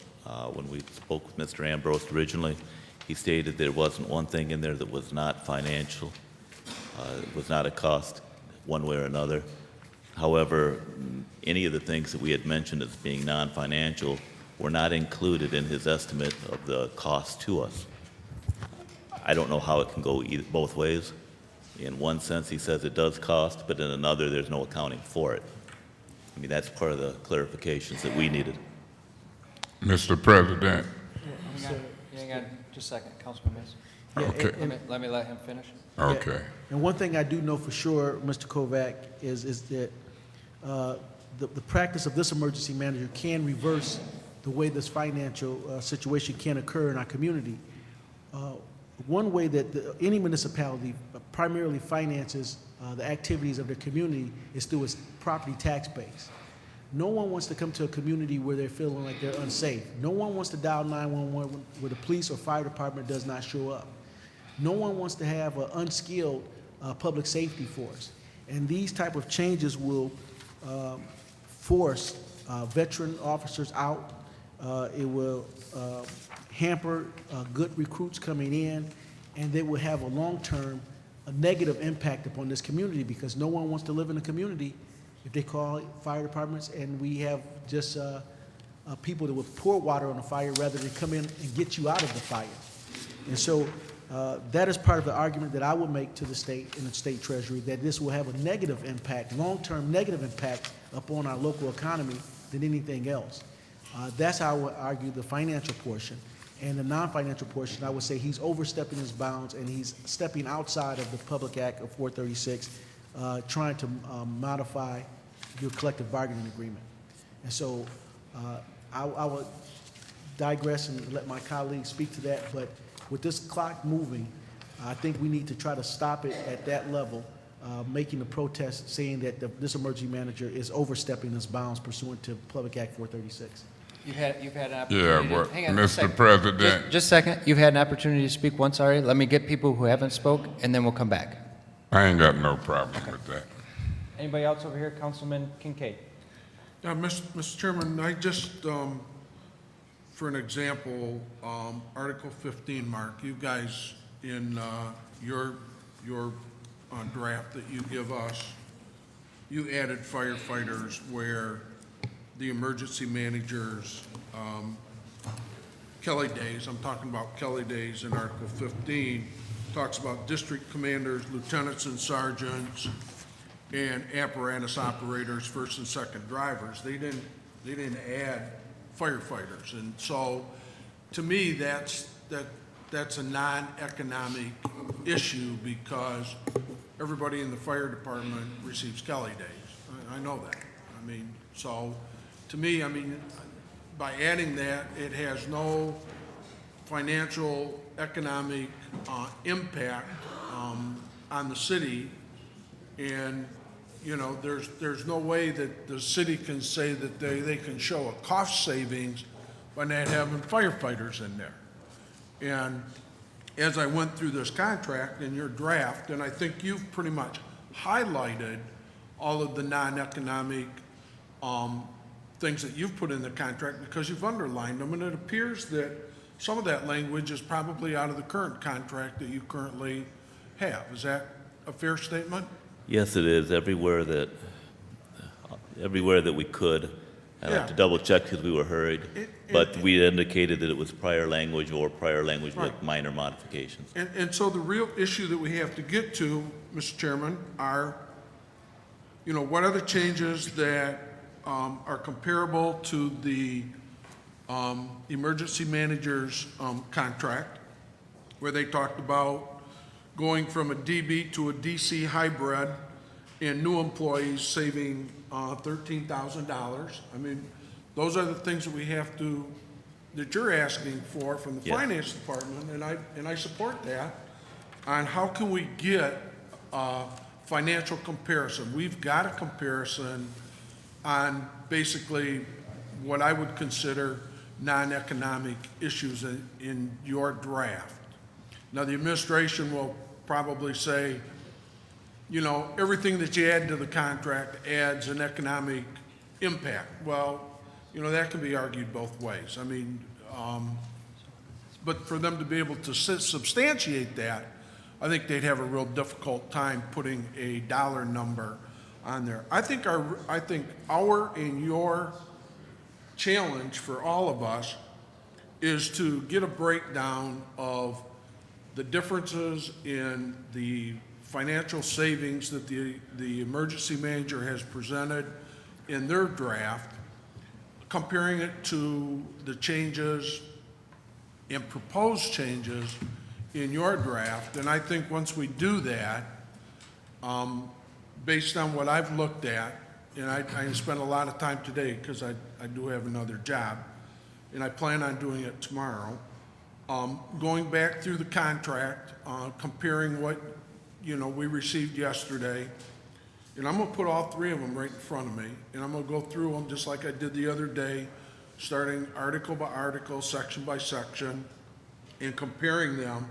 And then, I will let you know where I think there may be an economic impact. And I will call you tomorrow afternoon and let you know what I think may be considered an economic impact. But as of right now, what I've looked at, I don't think there's real justification by the emergency manager or the finance director that can actually show an economic impact difference between your draft that you've submitted with the changes that are underlined in your draft compared to the changes in your current contract that the emergency manager has presented to impose against you. So I think our real challenge is really just getting the financial information, and hopefully we can get that tomorrow. And this other stuff is pretty much language that was agreed upon a couple of years ago that doesn't really have an economic impact on the city. It's the DB, DC, it's the retiree health care, it's, things like that we have to look at. The 20%, they're asking for a 20%. I don't think you pay a 20% right now in health care, do you? Yes. You do? It doesn't indicate that. I mean, I didn't see that in the contract. I've seen that in the proposed contract by the emergency manager, where there'll be a 20% contribution and I think 50% on eyeglass and... That was new. I'm sorry? Dental. That was new. Yeah, eyeglass and dental. So, I mean, to be honest with you, I think we're pretty damn close once we get the financial information, because what I've seen so far, and I'm through, Mr. Chairman, I don't see where your changes can quantify some sort of economic impact compared to the emergency manager's imposed contract. So, We've been trying to be reasonable. We were only trying to protect some of the employees who were being forced to lose their jobs. right. Thank you, Mr. President. Anybody else before we? Councilman? Yeah, Mr. President, like when I look at the first step of the grievance procedure, you would talk about 20 days, and they would talk about 10 days. in certain areas, like in Section H, the grievance shall be submitted at step 1 of the grievance procedure within 10 days they had, and you want like 20 days. They want calendar days, and we want working days. See, I used to be a committee man at Flint Truck and Bus, so I understand, to me, that ain't nothing that is an economic gain. That's just a matter of the word calendar days versus working days. If you go calendar days, that includes the weekends, holidays, and we always go off of working days as union folks. And so those time frames is something that I would agree with you on. I went through every piece of language in here. In step 4 of the grievance procedure, within 30 days versus 90 days. And that one, which is step 4, you said we can go with 90 calendar days. I looked at the PTO language. When I looked at the PTO language, you know what I did? I said to myself, man, at General Motors UAW, we would get, after certain years of seniority, we would get 80 hours. We would get 120 hours. I said, I got to get with these firefighters, because it said to me, if them PTO days is certain accumulation of paid days off, because I see all through the contract that they want to hinder when you can use PTO days, and you pushing to say that we want to be able to use PTO days kind of when we want. They want to hinder when you can use PTO days as it relates to disability and time off, and is language about if you've been off for 6 months, whether you acquire seniority and all of that stuff.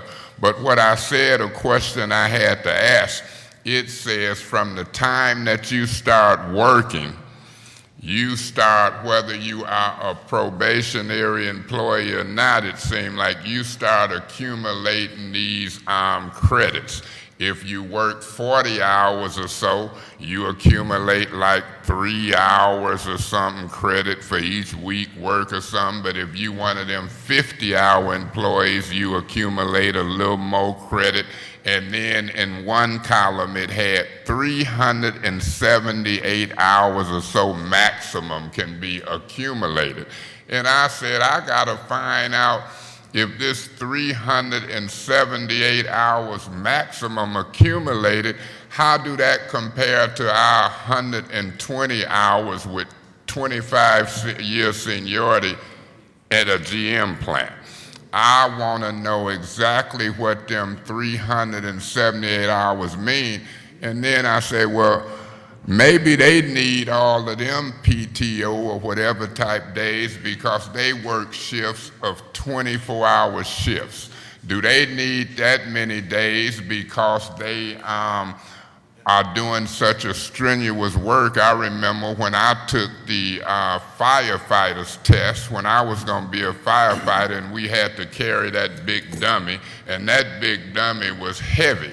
And even though I passed the obstacle course, I said, I wonder, because of disability and stuff, do they need that many hours because it's a strenuous job where you got to carry people out? So I said, I got to hear from the firefighters, what is their justification for me as a council person to give you them 378 and to give you that much PTO time, where I'm looking at GM UAW, where after 25 years, I might only have 80 hours of vacation. So that would be economic, and I say, I gotta see what the justification is. So what's your question then? Well, I think he understands my question, and them guys understand my question. These are specific questions. I've asked a multitude of questions.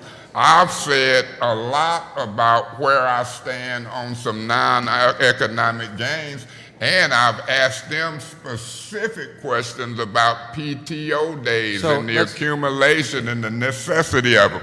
We talking contract language, Okay. Josh. I don't understand it. I guarantee you, these guys, I look at their head. I look at Kovac. So let's let him answer that specific question then. They'll answer them if they want to, but you I'm wanna adding answer them up. Just trust me. You got them banked up, don't you? You know what I've said, don't you? Yes.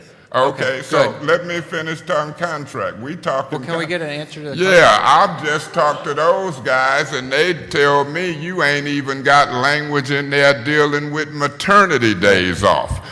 They got stuff that they looking at, and I just looked at his pad. He talks about we don't see where they got certain things with captains and lieutenants. So believe me, sir, I'm not just going to rely on them to give me a proposed contract. My job is to know the details of it, ask them why, and then after I ask them why, I got to make a decision. Do I agree with Early's and them proposed contract, what they saying, or somewhere in between? I'm going to show you something. They understood my question, you didn't. Right. Answer me the question about the necessity of them 378 hours in that column and how you accumulate them 3 hours at a time. Watch this, you're gonna learn something. I'm going to watch. No, well, the 378 hours is a cap. That's the maximum that you can get. It isn't something awarded each year. It was just a total build up to that. Someone only making 4 hours per pay period, it would take a long time to make. We asked to have the 378, actually we asked for more than that in our proposal, just so that, because you work a 24-hour shift to get a day off, it doesn't take 8 hours like a lot of the proposals with the other unions, which gave them 300. You have to take 24 hours, 3 times as much. So we were looking to get additional hours to compensate for those days we need. So the 378 hours can be accumulated each year? No, you can't get that much hours in a year. That's a total maximum you can carry for any leave time. For any leave time? We had previously combined all our sick and annual accruals. They're going to allow you to carry some of those sick and annual hours over, put into that bank. No longer do you have sick and annual hours, it's only going to be PTO hours. And where we were looking for some clarification too, and our change of language was because we don't have sick, the city didn't want sick hours anymore, and they didn't want annuals anymore. They just want PTO time, but yet they wanted the same constraints on the use of the PTO time as if you were using sick. And that's what I'm trying to figure out. The PTO time, it seemed to be a big contention. You said that they want to restrain the use of the PTO time. I'm still trying to see what that 378 means.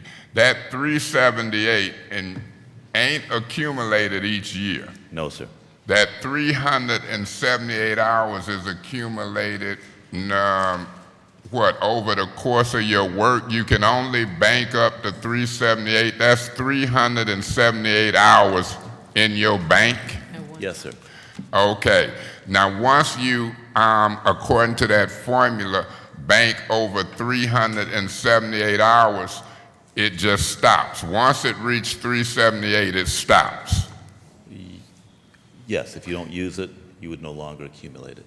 So the 378, because they even talked about a bank, the 378 that you accumulate, the 40-hour employees, I've seen a category where they accumulate 3 hours for every so many hours they work. The 50-hour people, they accumulate at a faster rate in the chart. That 378, if I'm an employee, let's say I got 3 years of seniority. It ain't got nothing to do with seniority. It only got something to do with whether you're a 40-hour or 50-hour, and once it get to 378, it stops. So if I use 100 of them, regardless of what I use them for, if I use 100 and I go down to 278, that means as soon as I start working again, I can build it back up to 378 in that same year? Right. If you can accumulate it that fast. Beg your pardon? If you could get it that fast. If you were in that area that you were talking about, you're only accumulating 5.8 hours every 2 weeks, 10 hours a month. And this is my question, and I appreciate your indulgence, Mr. President. Let me ask it this way. If I work 25 years for GM, for example, and the most vacation time I can get is 80 hours or 120 hours, I'm looking at the firefighters contract as a union person saying, y'all can get 378 hours each and every year? That's right. No, we're not awarded 378. You earn them. We're only allowed to build up to that amount at the rate that they give you. Right, and once you build up to that amount, are we calling them PTO hours? Yes, sir. And them PTO hours can be used. You can call in, and that's part of the contention of the contract. You can call in and say, hey, I want to use PTO hours, but the contract saying you got to tell us in 24 hours, and y'all got contentions in the contract saying we want to be able to tell you in less than 24 hours. You know, them PTO hours can be used like what we used to call them. We used to call them VR days. That means you can use them for sick time off. You can use them for what? Vacation time. You can use them to compensate your disability payments, and while you're waiting, you can use them to make sure you ain't short of pay. All of those reasons they can be used for, correct? Well, we asked that they be included in that part of it too. That was excluded before for that makeup between the comp. What is the emergency manager saying about them hours? Do they care whether or not they stay at 378? They ain't fighting that, are they? We hadn't talked to them yet about that. Okay. Before, as we tried to get it higher during regular contract talks, they wouldn't go higher. Beg your pardon? Okay, I'll let them, and I'll stop now. They say somebody else want to speak. I'm going to know this stuff, and I've been studying it, so I'll acquiesce, but I'm telling you, these are the economic gains, and that's where the money is at, so to speak.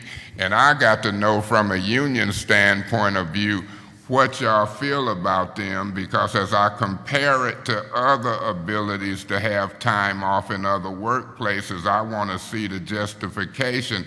And as I get ready to try to do a contract which has some non-economic gains, such as the grievance procedure, days, and all that, I agree with that. And I don't want y'all to get nervous. I might agree with you on the PTO stuff. I do agree with you on being able to use them. I do agree with you that the chief and them ain't gonna have all them calls, you know, that y'all make the calls. But as far as me counting money, I want to get to the bottom of that, and you can see where he didn't know I was talking specifically. We are talking specifically, and I don't know why he interrupted me, because we were going good, but I'll wait to see. I told you these meetings should be 3-4 hours long. Yeah, sometimes they are. Councilwoman Galloway? Okay, just based on what Councilman Mays was saying, your 378 means it's consistently at 378. No. It can be, though. That's the maximum it can get to. Right. I understand accumulation of vacation time. My question that I have is, as a firefighter, when you placed in there how many days that gave you, because you divided it in 24-hour increments, it appeared that you didn't have a lot of days. But isn't it true that as a firefighter, you work 24-hour shifts? Is that correct? Yes, ma'am. And how many 24-hour shifts do you work in a week? It varies, depends on how it hits in a week, but its average is 9 days out of the month. 9 days out of a month. So when somebody is looking at a 24-hour, let's just say I work 2 24-hour days a week. So in your vacation time, because you put that it was like, it added up to like 15 days and so many, right? The accrual? Right. Yes. When you divided your 378, because one of the examples that you gave us is that the 378 doesn't give a woman the ability to go on maternity leave. Yes, it would give you. But the way that I looked at that, and I want you to kind of go with my mindset. If I work let's just say 8 days a month, that means that I work 2 days a week. That means that 8 days is 4 weeks. So that's 4 weeks of vacation time, right? If I used 2 days each week.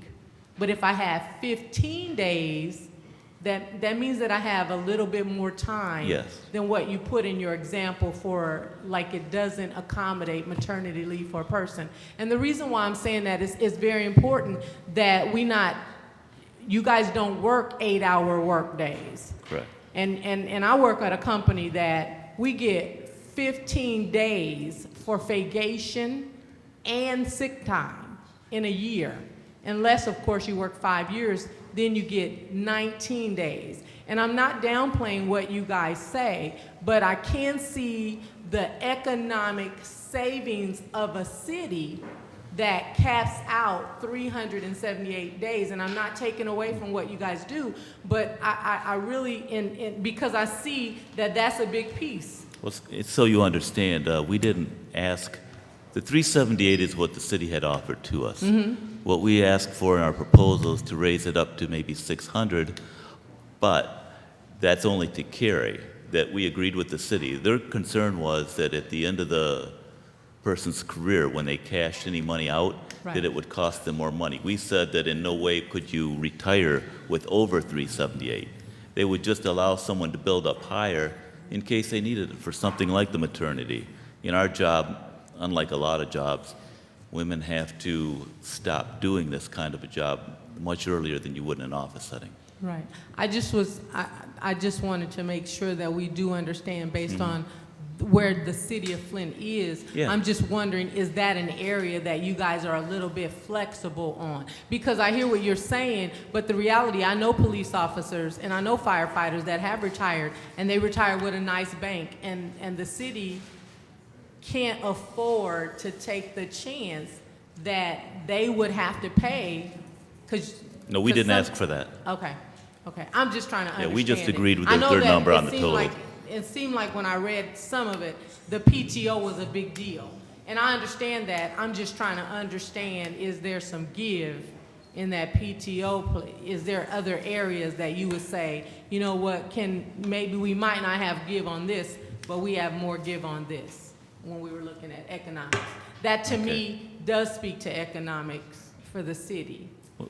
We didn't see where it was really economic if you didn't change what you were going to go out with. The city wouldn't have to pay any more to a person going out the door with their proposal as they would with ours.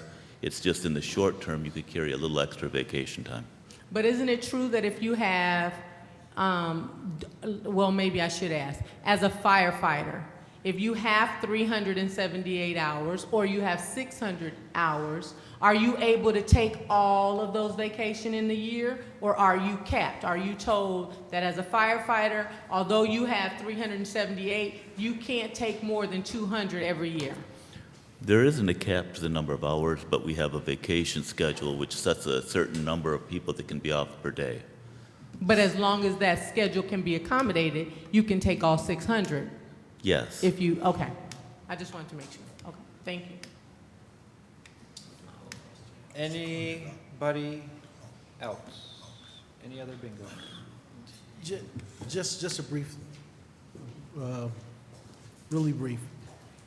Mr. Kovac, you know, the things that's in your current contract, you guys negotiated for, correct? Yes, sir. It was agreed upon by two parties, the firefighters and the municipality in which you work for, correct? Yes, sir. And I think if any modifications or changes, that we should do it at the table, not by force. Not to change it by force, because those arrangements were agreed upon through collective bargaining agreements. And I think both parties should honor that and negotiate, if we have to negotiate again, not just to strip you of what you negotiated for. I think is more practical to negotiate it at the table.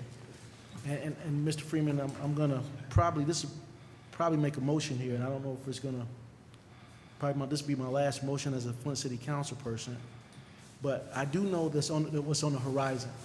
I do know that there's gonna be new revenue streams that's probably gonna come to this community in the near future, over probably the next 24 months, 2 years or so, there will be a proposal in Lansing to allow this community to increase the income tax.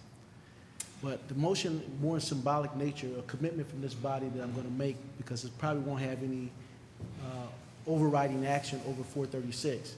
But my proposal would be for us to take a symbolic vote that if in the event, if this community does increase the income tax, that it'll be a dedicated revenue stream in 3 parts: police and fire, water reduction for water reduction rates, and also to stabilize the general fund in equal percentages to make it a hard line revenue stream for each one of those things in the future. Because one thing I know for sure is that that income tax increase has to be approved in Lansing. And I'm going to be there asking for that approval or not. But once it comes back to this body, I want to make sure that our residents benefit from it. Residents benefit from a community that's safer. Residents benefit from lower water rates, and residents also will benefit from a healthier general fund. And so I'm gonna put that in the form of a motion, more so symbolic than anything else before I leave. That's my last motion. If it dies of lack of a second, that's fine, but I want people to know where I stand on these particular issues if in the event income tax is raised inside of the city of Flint. I'll support it. So we have a motion on the floor to support any future income tax hike to go equal parts police and fire, water and sewer, and general fund.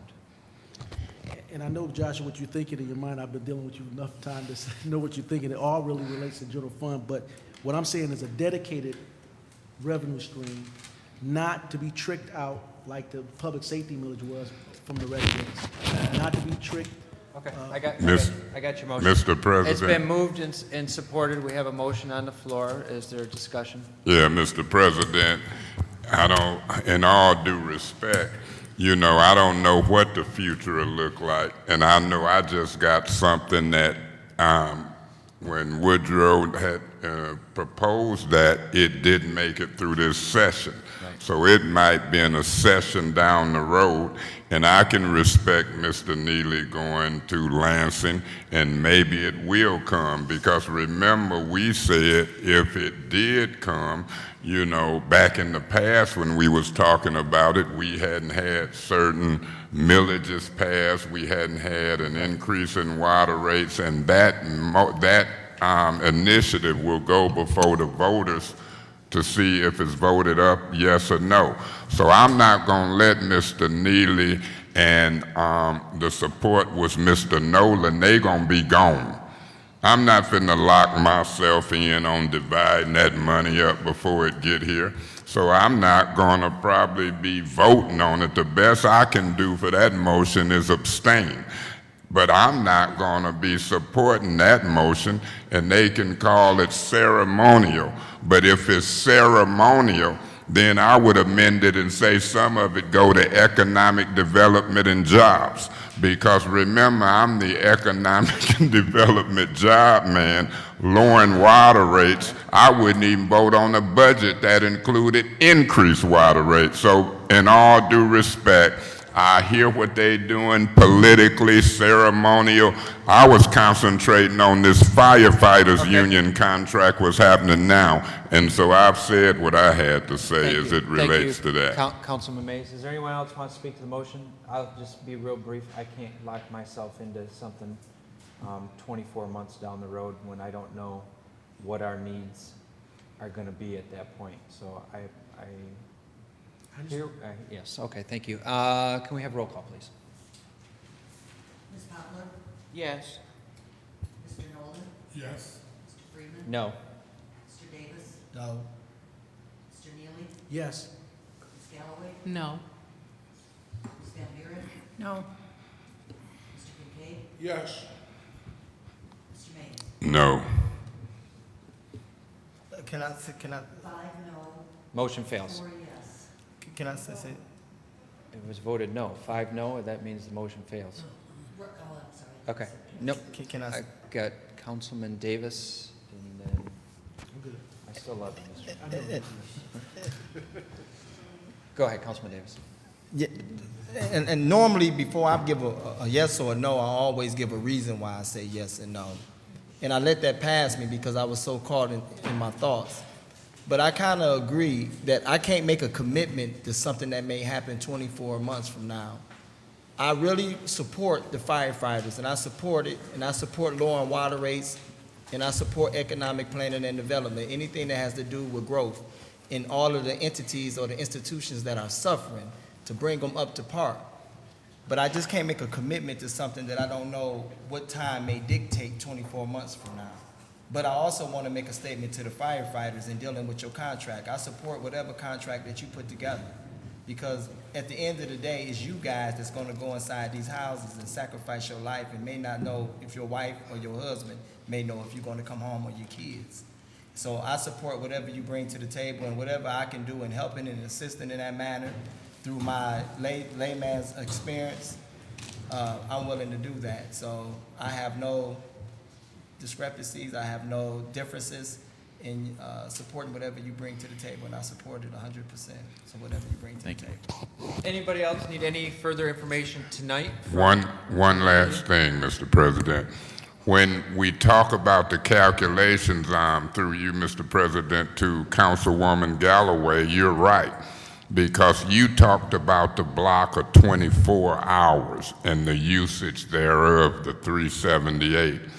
When the firefighter in the back showed me the calculation, my mindset says, unlike GM that uses 8 hours, 40 hours a week, they use 24 hours in a day.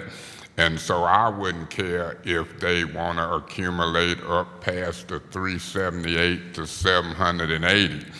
But whatever we do, we must understand the details of that contract.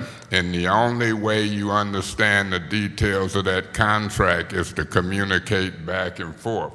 Once you get a clear understanding, and then you deal with the economic aspect, just like what they say they need. Questions from Ambrose, and Mr. Kincaid say he met with him. You know, Mr. Kincaid was here in '86. I'm new, but I ain't slow at catching on. So my point is this: I will continue to talk with them. I will continue to try to get them information, and with what I see so far, I'm confident by the time we get to Wednesday. What time is the special meeting for this Wednesday? It's still at 5:30. 5:30.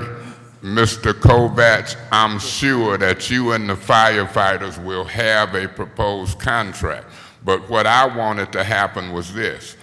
I wanted the proposed contract that we sent up, I wanted it to win. I wanted it to be successful. See, I don't just want to go through the motions and do one and then the state adopt the one that the emergency manager did.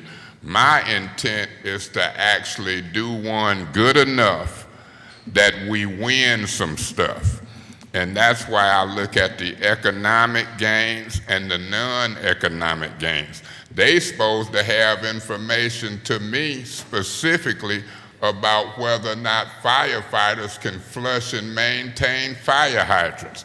They gave me some of that information this weekend. They say it's about 900 and some hours worth of that activity. But they not telling me yet whether or not y'all send money over to water and sewer, and they ain't telling me yet that if the firefighters maintain hydrants and flush them, will they give y'all in y'all budget 977 hours worth of pay from water and sewer? See, if Howard Croft sent me memos and I see him there, thanks Howard, I appreciate the quick response on that. He's done a part of telling me 977 hours. We got that paperwork. But Mr. Croft, I need to know, can they do it? Mr. Early, will he agree to let them do Mr. it? Mays, And then I want to know. Are you going to be here tomorrow? Yeah. You'll be at City Hall? Yeah. Okay, I will set up a meeting with you and Mr. Ambrose, and you guys can maybe put a dollar figure to You that. know to get I'm your on the answer. emergency manager Right. order, don't you? I'll ask the emergency manager to Oh, make that okay, happen because for I you. know it could be a Or maybe- setup. You want me to get arrested. You ask. No, I'm just kidding. All right. I got a few minutes. Hey, I got a few minutes, and then I got to be home because of this tether. Well, so let's- what I'm going to do, I'm going to chill out. Thank you. But I'm telling you, my last Okay. statement is this. Do you think we need a council meeting on Tuesday? No. Or you going to wing it to Wednesday? We're going to wait till Wednesday. I think that you, between you, Councilman Kincaid, and possibly Councilman Neely, you'll be communicating with Mark back and forth, and you'll be presenting a final document to us, and we can move forward from there. Well, let me ask you this question. How do you solve the problem of Ambrose and them giving them what they need? That's the main problem, We ain't can it? be at that meeting, At what meeting? the meeting that you and Mr. Ambrose are going to That he's setting up with me Yes, and sir. Ambrose? Man, you can't listen to them guys. I'm All right. telling you, let's see what we Email me can do the- behind the scenes. Email me the questions that you had for Ambrose too tonight, if or whenever you I'll get back forward home. the email. Yep, I appreciate that. Okay. Now, what if he don't email them, but they can verbalize them to you? See, all this email and stuff verbally works too. Okay. If you ever get a communication that my stuff ain't gonna be on special affairs, don't email me, call me. Okay. And so we call back and forth too, and so keep that in mind. And you and I have talked back and forth on the Yeah, I phone can about call back and forth, but Okay. I'm just saying, Thank you. I don't want to put them on the Thank you. spot with all these emails. I want some verbal. Couple things I that have we a have copy left here to do for 'em. tonight. There's some final, I think that we got at least 2 council people that this is probably their last regular council meeting that probably want to say something. And then Ms. Poplar has something to do. So Mr. Councilman Nolden, do you have something that you want to say on your last regular council meeting? I bet it's not this exciting across the street.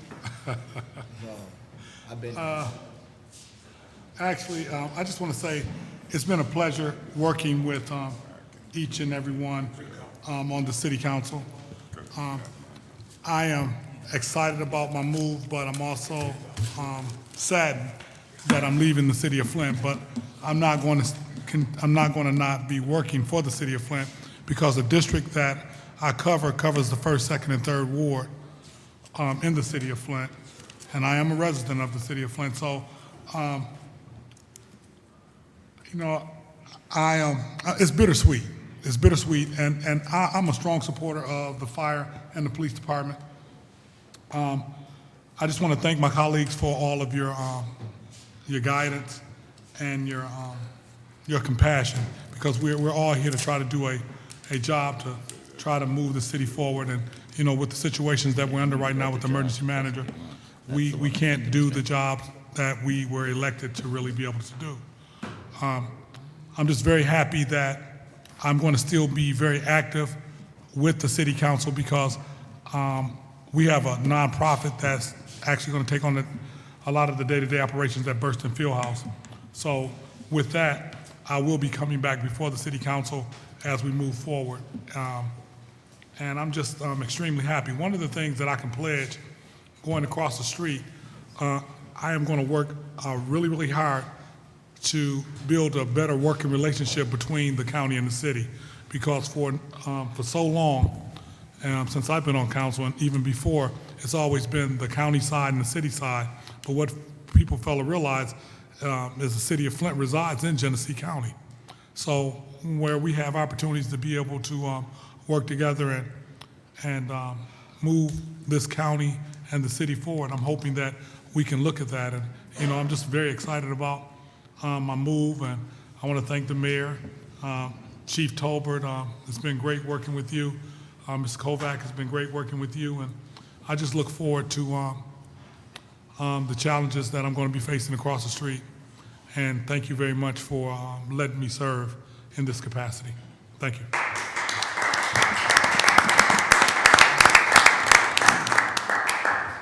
Councilman Neely. Yes. I too want to thank each and every one of my colleagues.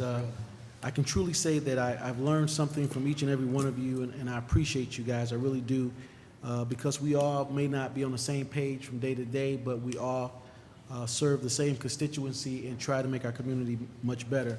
If I had to sum it up in one word, I can just say I'm truly grateful to the people of the city of Flint, and especially to the people of the 6th Ward who had enough faith in me to elect me 3 consecutive times, and I'm very grateful for that. But we will not be leaving you without support, because as Nolden said, he'll be across the street, and I'll be in Lansing fighting for this community.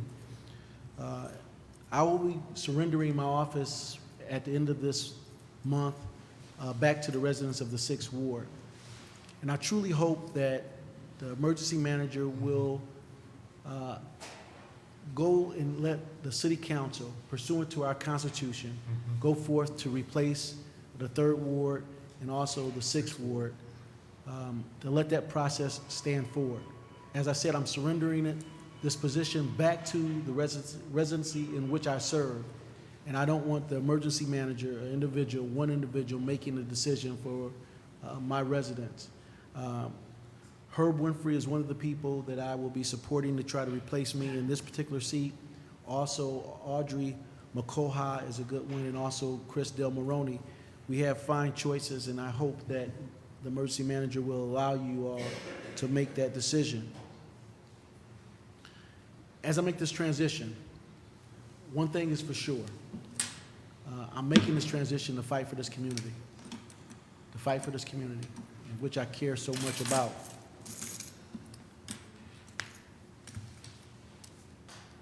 So I want to thank all of you guys for indulging me, even the fights that I have with Freeman and Kincaid. And one of the highlights of tonight is that I got Jackie and Scott both to vote for a motion with me. You know, so it's not all bad. I will be having a ceremonial swearing in. Supreme Court Justice Richard Bernstein will be coming to town this Thursday. It's going to be at my church, Shiloh Missionary Baptist Church, and all of you guys are invited to take part in that. Judge Crawford will be officiating the swearing-in ceremony. So I invite you all to come and take part. And this is a growth, not a reduction. So I thank you all. Thank you so much. Thank you. Thank you, Councilman.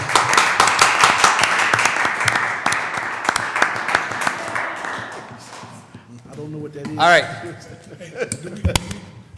No, Mr. Kovac, you're good. You don't have to. I mean, you can. It's a great place to watch a council meeting from, but you don't have to stand there anymore if you don't want. Councilwoman Poplar. Thank you, Mr. President, for this opportunity. First of all, let's set this record straight. I did not mention any names at the December 8th, 2010 meeting 4 years ago, almost 5 years ago. But because I did not want to drag this through court, because I'm not a petty person, I decided that I would give Mr. that I didn't mention an apology if it makes him feel like a man. Here it goes.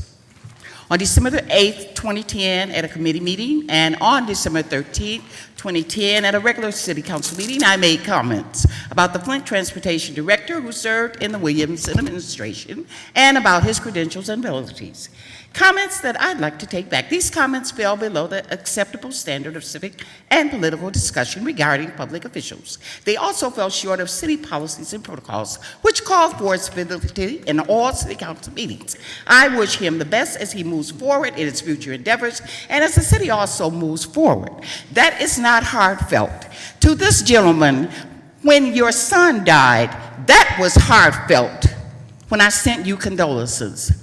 So to set the record straight, sir, if you feel better, so be it. Merry Christmas to you and to your family. Thank you. Thank you. Is there a motion to adjourn? Mr. President, Mr. President. Just a second. I've got, just a second. I've got Councilman Kincaid. Mr. President, before we adjourn, for my colleagues, Councilman Neely and Councilman Nolan, I've had the pleasure to serve with them. And Councilman Nolden, I want to thank you for your leadership, for your steadfastness on this body. You've done a great job Vice President, you know, I appreciate all the work that you've done. Councilman Neely, same thing. We've not always been on the same page, but we've never held it personal. And, you know, I believe in my heart and in my mind that you're the best candidate that was on the ballot to go to the state of Lansing to represent the city of Flint. And I know that you're going to do that because I know the type of person you are. And we've not always been on the same page, and I recognize that. But we've never had disagreements or bitter feelings. We've moved on to the next day, and I can't tell you how much I appreciate that. So to both of you from me, I'm going to be there for you in the future, and I appreciate the service that you've shown to this community as representatives on the Flint City Council. So thank you guys very much. Thank you, Scott. Thank you. Mr. President, what I wanted to say was I read about the consolidation of the district courts, and I'm reading and knowing that they will keep the 68 district courts where we vote for those judges. But what I'm more concerned about, and I want to be in a hurry getting in the dialogue, I'm more concerned about the jury pool for the 68 district court. See, it does me no good to keep the 68 district court judges and then lose the Flint jury pool. So just as they're talking about keeping the 68 district court judges, I don't want the 68 district court judges that we'll vote for in the city of Flint. Then when I get in a trial, I've got a countywide jury pool. So soon as I read that, I said I got to get that in the conversation as they try to reach these agreements that I don't know if they'll come before us or the emergency manager, but through you I want to make any referral to whatever is appropriate to get that jury pool conversation in the mix. You hear what I'm saying, Mayor Walling? Because you can help get it in. I don't want to just keep the 68 district court judges, but I also want language in that consolidation, which, you know, since they moving so fast and making agreements, that we really want language to keep that jury pool. And so in saying that, Mr. President, it's been a long meeting and I see people moving. I don't want to make the motion and people get mad, but I see people waiting to adjourn. And remember, keep playing, and I'm going to call your bluff, and it's going to be, don't be threatening to get me arrested, sir. All right, I'm quiet. Let's see what's happening. Councilwoman Galloway. Mr. President, can I have you make an appointment to the emergency manager for Alan Gilbert to be the 7th Ward representative for the Board of Review? Yeah, will you shoot me an email and we'll get that sent down and hopefully get that on the agenda for Monday. Or not Monday, but January. Mr. President, clear something up for me. What happened to the special order for the I already cleared up. He said he wasn't doing it. He said he ain't gonna do it Not going to do it till next year. to next year. He's stretching it out. He didn't give me a specific Yeah, date, so time, anything, just not till next year. Did you fight for it or what? I fought for you to have it on there. On today's agenda? Yeah. What you said? I've had 2 different discussions with him that you wanted it on there, and that were you okay with it because it was something that he'd already approved. I mean. Yeah, he had approved it. But if you've never met with the emergency manager, sometimes it doesn't really. I mean, I could talk to the sign and get a little further. Is this the first one you've seen approved in writing and he reneged on? Is this your first? I haven't seen it. Have I seen it approved in writing? Yeah, he gave it to us in writing. I haven't dealt with him where he said one thing and then did another. Yeah, this first time, ain't it? For me, it is. For me, it is Is too. there a motion to adjourn? I move to adjourn. You gonna do a roll call vote? And supported. We need roll, please.